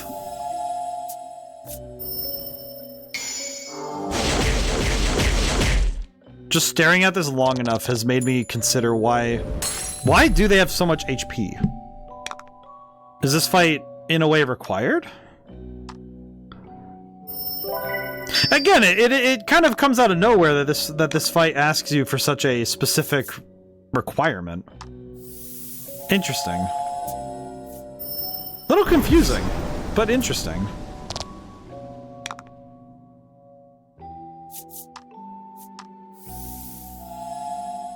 I think though that for me, I think some of this is being alleviated by the fact that I like the vibes of this. Because I do think it is nice. You know, it is still a luxury. The monsters make no move to attack you, and instead seem to be focused on quiet prayer. Well, that makes me feel awful for jumping them, but... Well, might as well finish the job, I guess. Kind of feel bad, but I might as well. Unfortunately, I see kind of no reason to slow myself down right now.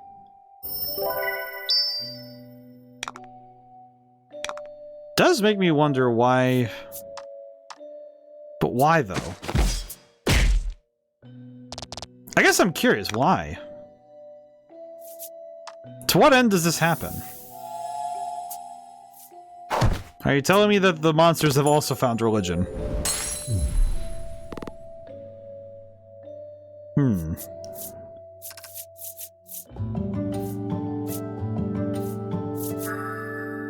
Double proof. Fire and water damage reduced by 5.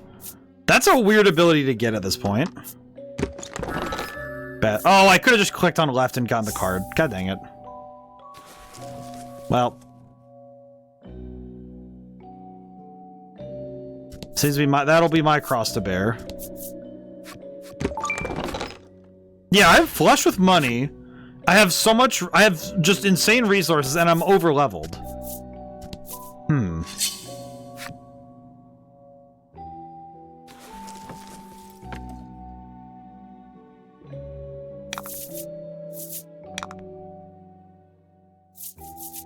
It's seriously making me wonder. Something about all of this just feels off, right?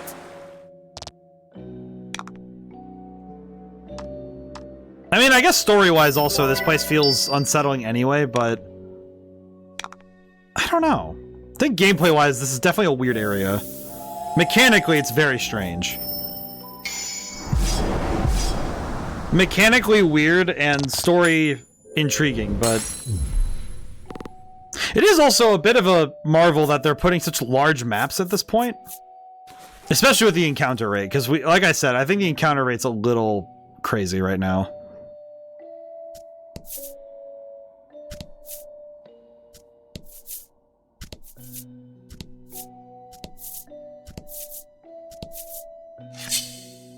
Yeah, because it does kind of feel like every 8 steps we're running into somebody.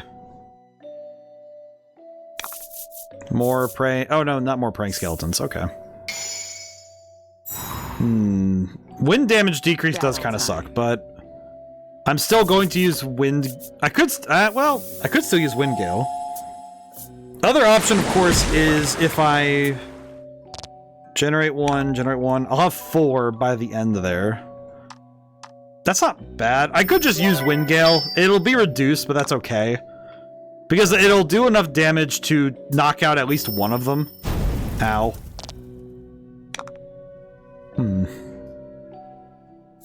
This should still do enough damage to knock out one of them. If we're lucky, it'll also knock out the bug. And it did. Not too bad.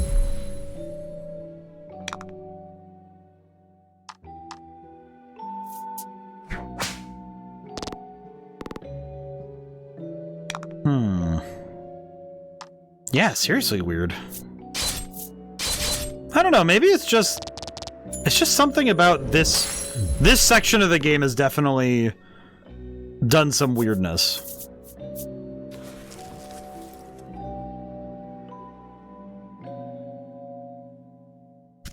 Okay. Thankfully we have the jump ability to just kind of bounce back and forth across the map. Ah. Okay. Well, that does answer the question why we had to go all this way. Okay, another room.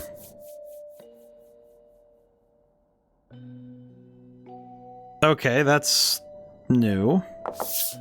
Why? You emerge into a wide open space with an array of stone tablets. Your excitement fades as you realize just how many there are. Yeah, I needed some more water. You glance down at your feet and spot a piece of paper on the Another floor. treasure map? The scrap has a note written on it. To proceed, align the tablets with matching patterns. Why a piece of paper? Well, that's simple, Ligol says. He approaches the tablets, but then...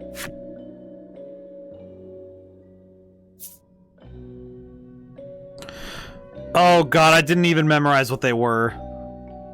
Oh god. The tablets change position entirely on their own. Oh god, why? I was not paying attention. Turn over the stone tablets with magic patterns in succession. If you turn over all of them, the door will open and you'll be able to progress. Oh no. Oh no, it's a memory puzzle and I did not know it. Okay. 1. 2? No. You flipped a stone tab. Try picking another one. Okay, but they don't move at least, so that's good. I was not I was not paying attention. Oh god. Oh god. You know what's the thing? I'm not too bad at these kind of games, but these sorts of memory puzzles, but god, programming them must be a pain. You've managed to match 2 stone tablets. Keep it up. God, don't tease me, woman. Okay, this isn't too bad though, because it's only 4 pairs. So, because 4 pairs isn't too bad, because statistically you're pretty unlikely to... This one, right? Yes, okay. Oh boy. Yeah, because you're statistically likely to find all the, like, at least figure out the pairings pretty quickly, but... You've successfully flipped all of the tablets. And now... Okay. With a groan, the door opens. Feeling a bit mentally fatigued, you decide to head through the door with your friend. Yeah, this area is wild. This is a wild way to move the game, because now we're doing puzzles.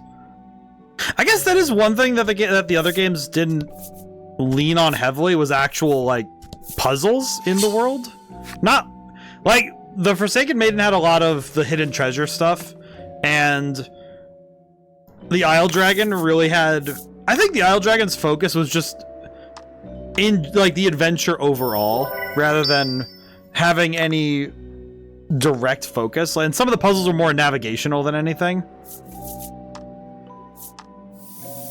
So it is curious seeing this how this game handles its various gameplay mechanics, because this is a very large jump into puzzles. So that's interesting. It certainly feels like this is supposed to be more of a exercise in solemn contemplation rather than a bombastic adventure. And I guess this game's... You know what it kind of feels like? I just had a realization what it feels like. It feels like the video game equivalent to And this is a weird one this is a weird thing to pull. It feels like Crispin by Avi. There's a book, it's a book series I'm actually rather fond of. I read all of them. Julian, it's going well. We're kind of in this odd quietude with this game. This game is it's taken a bit of a turn. This place is rather quiet. It's very solemn, but it's going good. Today's been a good one. How are you doing? I'm thinking of no monsters. There's monsters, sure, but the fights aren't really pushing our limits right now. I'll illustrate. Because I certainly feel like the battles here have been less of a concern. I think this fight will illustrate.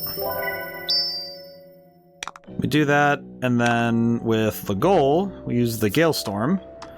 And then this should just finish the fight, I think. Yeah. That's kind of how most fights have gone in here so far. It's been really kind of calm.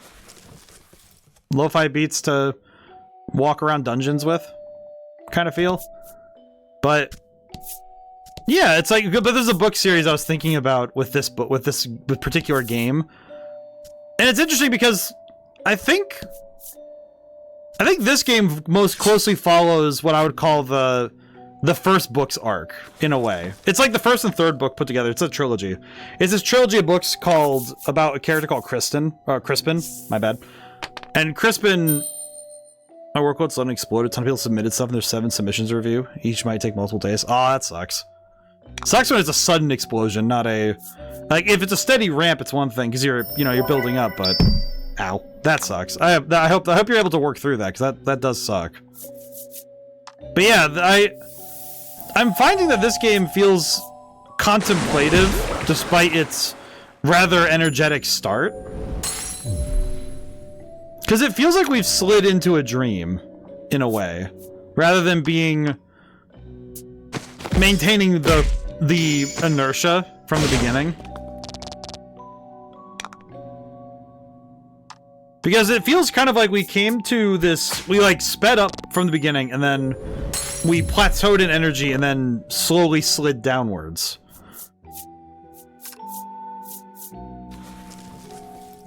I think even the end of the Fire Primal area was kind of like, okay, once we beat the Fire Primal, it kind of all slowed. It settled, in a way.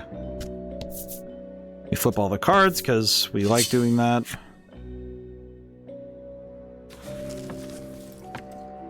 So I'm kind of wondering how this is going to end, because this is odd. I think this is rather odd, to me.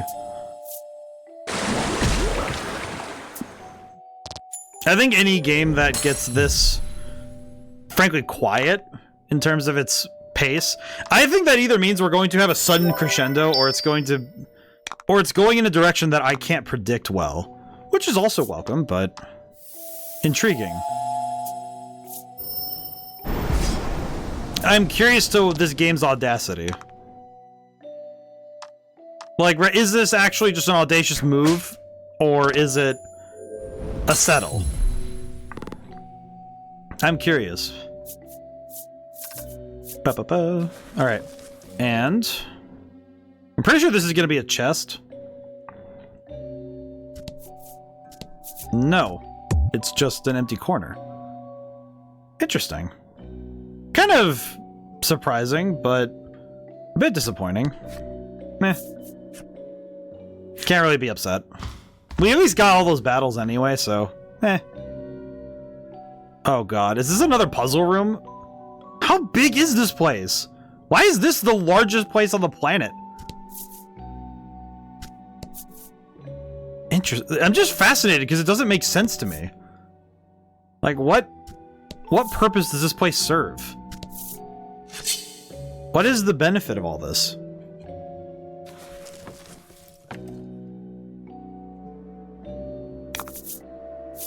Like, my curiosity is piqued, but I'm also a little bit concerned for this game's pacing.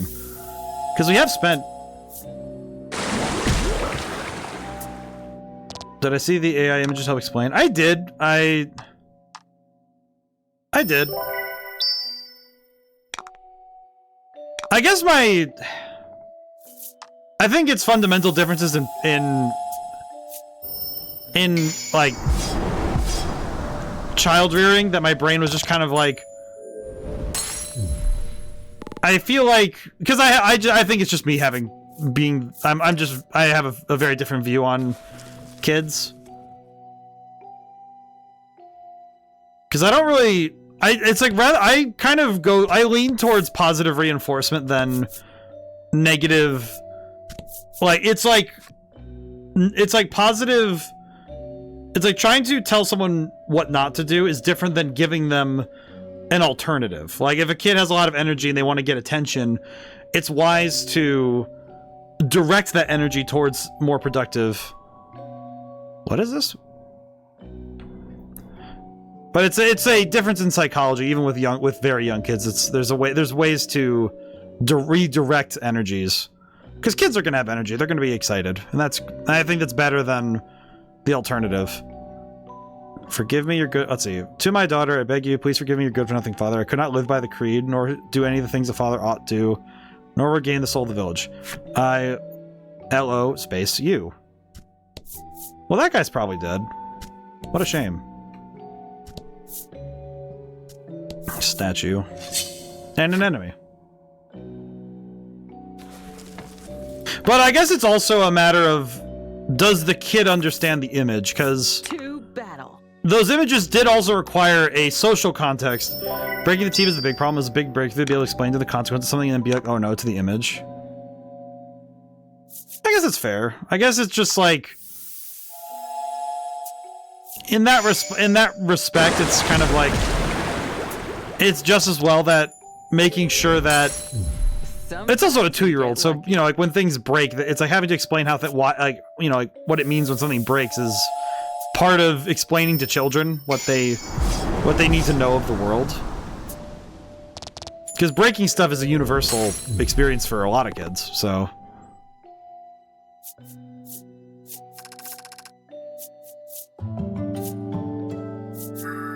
Gain immunity to paralysis. I'm guessing we're gonna fight somebody with bolt powers now, because I can't really see a reason why we'd receive so much electricity support at this point. Okay, is this just wall? It is. Oh wait, that. Ah, brother. Okay, there's the tablet. Okay. So I should check the rest of the floor before I go in. I'm guessing a boss fight awaits us with the tablet. Funerary rites. Transfer the deceased headdress to a doll and spend 99 days together. Place it on a pyre and send it unto the heavens. Never shall we be robbed of our souls by monsters.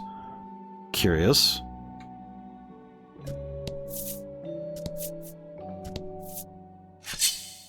I guess it is just like fundamental differences. I don't know. I think it's one of those things where he has been a bit naughty and still does things like spill and throw food and bang on the door, trying to figure if we can do anything about some of those things. He's also 2 years old.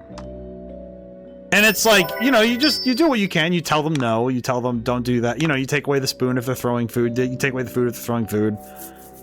You know, you show them and repeat words, you know. Repeat, you know, I actually remember this story quite well. I remember my mom would she would repeat a lot of phrases, you know, like things that she wanted me and my brother to remember. You know, stuff like, don't play with fire. Oh, you know, like don't like climb out of windows, you know, doing like various, you know, safety things, and repeated them to us while she was putting us to bed or, you know, doing whatever when we were little kids. And one of the ones that was in there, it's a little amusing, but one of the ones that was in there was always use a condom, which, you know, just one of those things that made its way into my psychology of like, you know, it's like if anybody asked me to do anything, I'm like, you know, okay, you know, safety. But like, it was one of those things though, but when I was a kid, at some point I went and asked, so what is a condom? Because I didn't know. I just knew that my mom always said always use one. So I'm like, okay.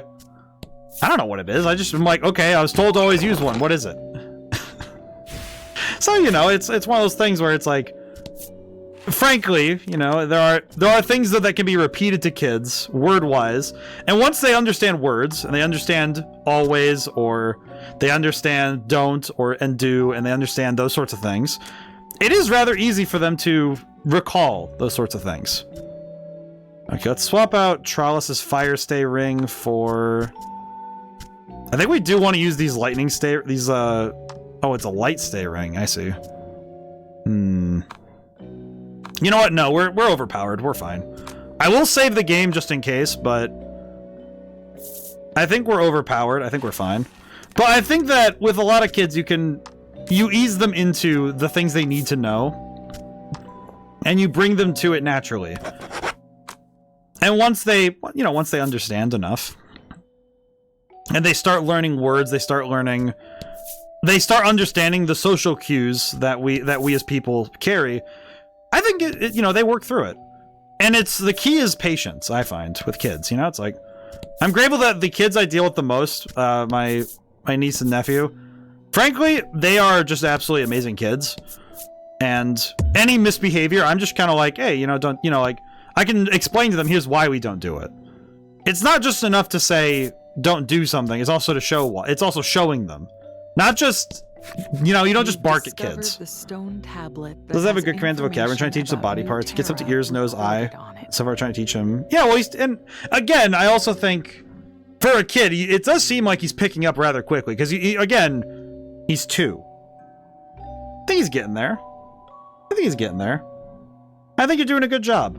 The fact that you're putting so much effort to understand and do all this for this kid, I think that's the key, the effort, because that's what will be remembered in 10 years. That's what gets remembered, not necessarily the success of it or that it was a flawless execution of the plan. It'll be that you were there, and that will imprint the memories and the lessons far deeper than anything else. Alright, so we found the tablet about Nutera. You rush over to the tablet, but suddenly... You guessed it. A monster appears and attacks. I like this one's design. I really hope it doesn't break the tablet. Alright, how much HP do you got? Okay, that's a bit of a leap. His defense is crap, though, so that's okay. Oh, and we got a defense boost from the happenstance? Okay, we got lucky. Big luck. Okay. You know what? I can use items. We have all these items, we might as well use them, right?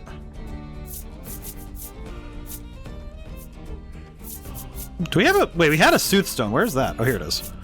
Yes. Okay. We need a bit of a big flush of gems right now so we can... We want to do multiple big attacks, right? The big one is that we want to use the Fire Primal to get defense down and add to our attack. So that's going to be huge. The base damage itself is not really important. The key is that we are going to start hitting him with big damage. Big damage. Yeah, now we can just hit him for big numbers, which is just fine. Add 10 to own attack for 3 turns. Wow. Interesting. And add 3 to all attack. Okay. Interesting. Actually, I can just hit him with this. I can hit him with this and just try and knock him out. Or at least do a lot of damage. I do worry that he's gonna hit us with like the devious all attack, but I think we're okay. We have one of those big salves if we really need it anyway, so my worries are not driven yet. Well, we'll just deal damage. I think we can just attack with... Legol, I think, can just start swinging. So that's fine. Alright, and we'll attack. But I think with any teaching, it's a matter of effort. It's a matter of effort and patience. Deal bolt damage to all. That's going to do a lot of damage. Oh, it did. Okay, yeah, that's fine.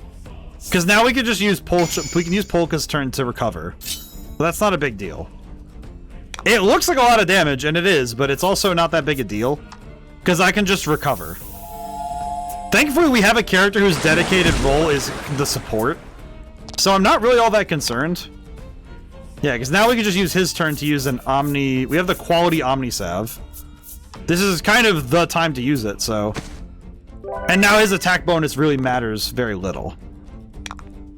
Because he can even if he does that attack again, it won't really matter.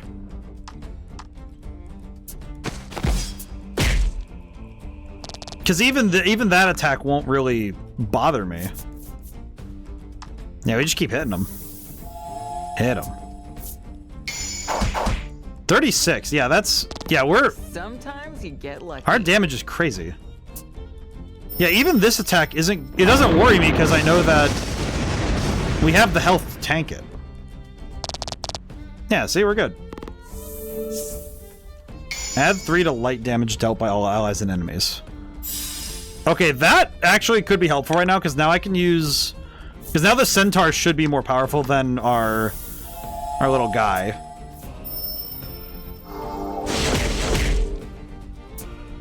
Yeah, 18. That's not too bad.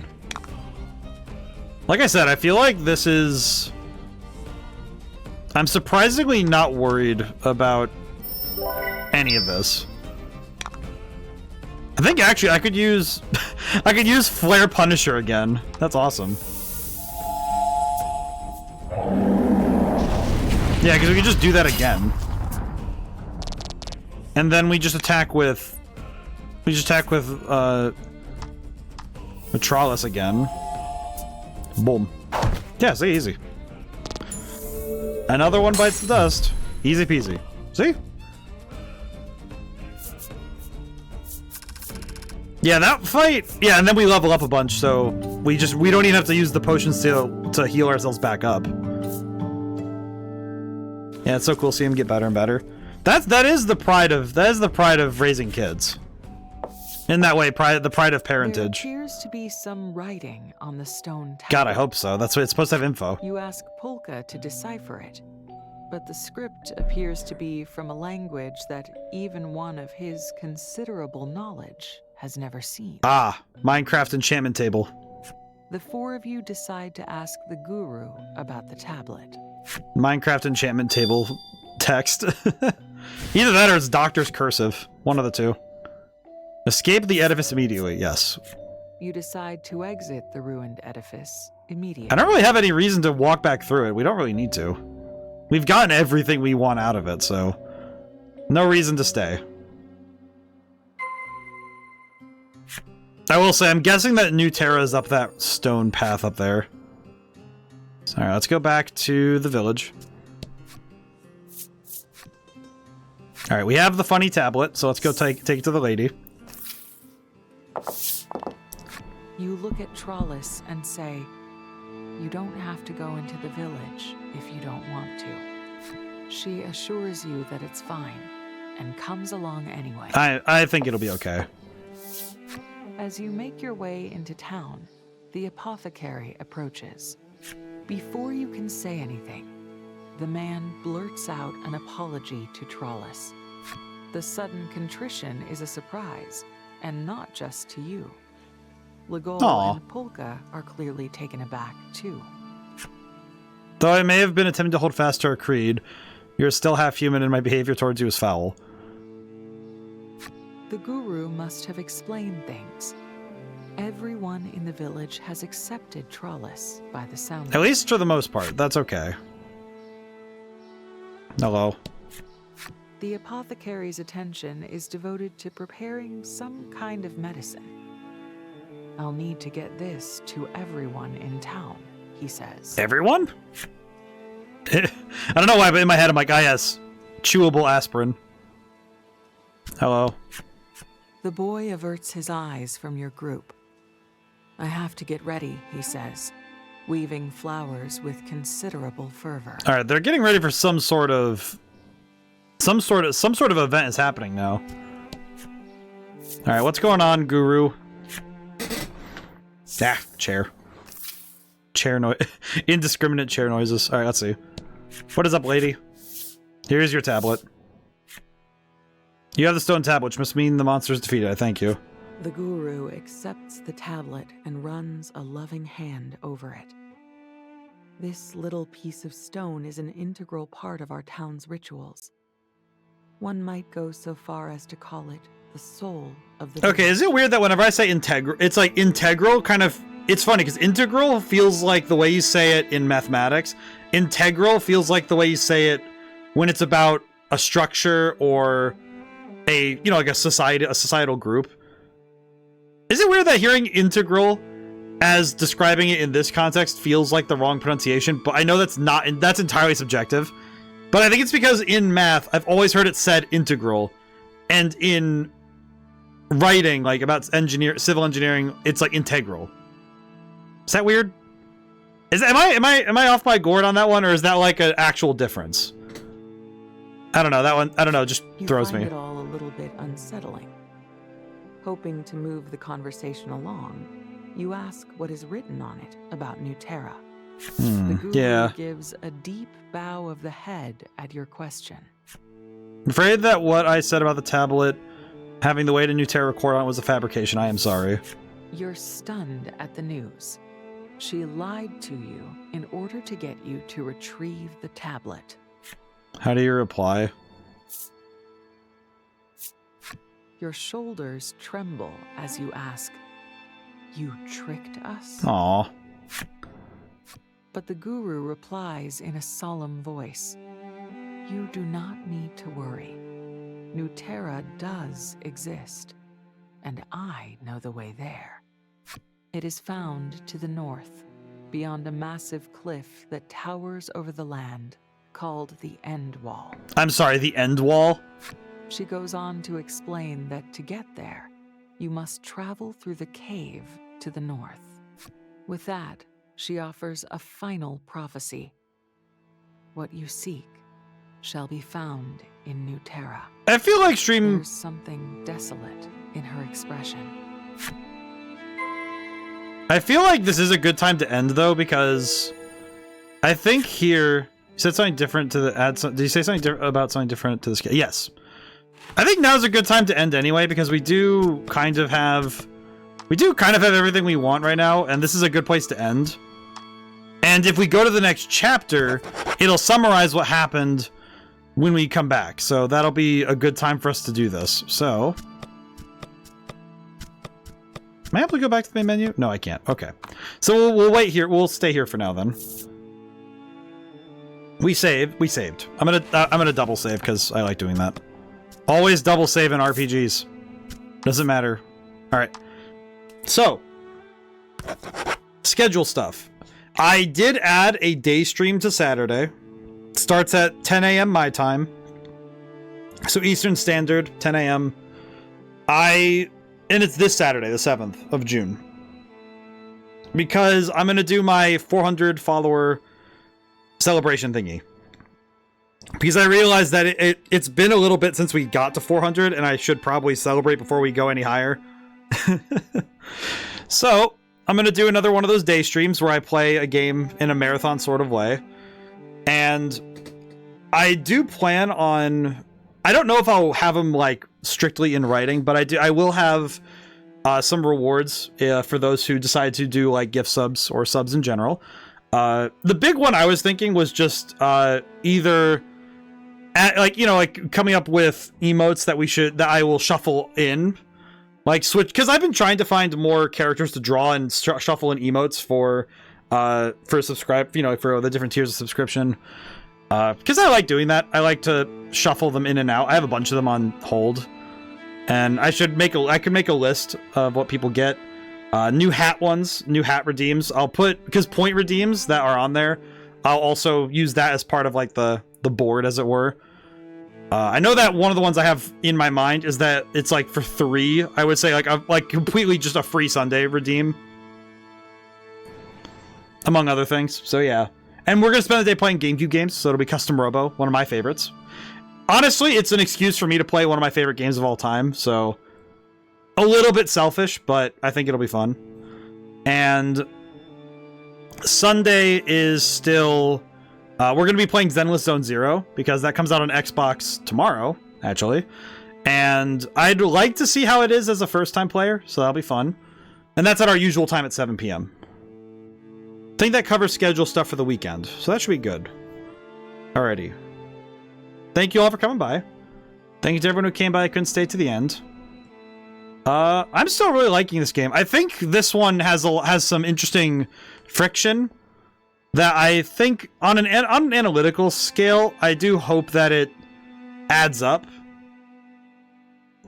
But we won't find out till we finish it, so we'll see. I think I'm just gonna call it for tonight. I think I'm a bit eepy. I'm a bit tired, so I think I'll just call it. So I will see you guys later. So, now and whenever I see you guys next, goodbye for now and thank you so much. I'll see you soon.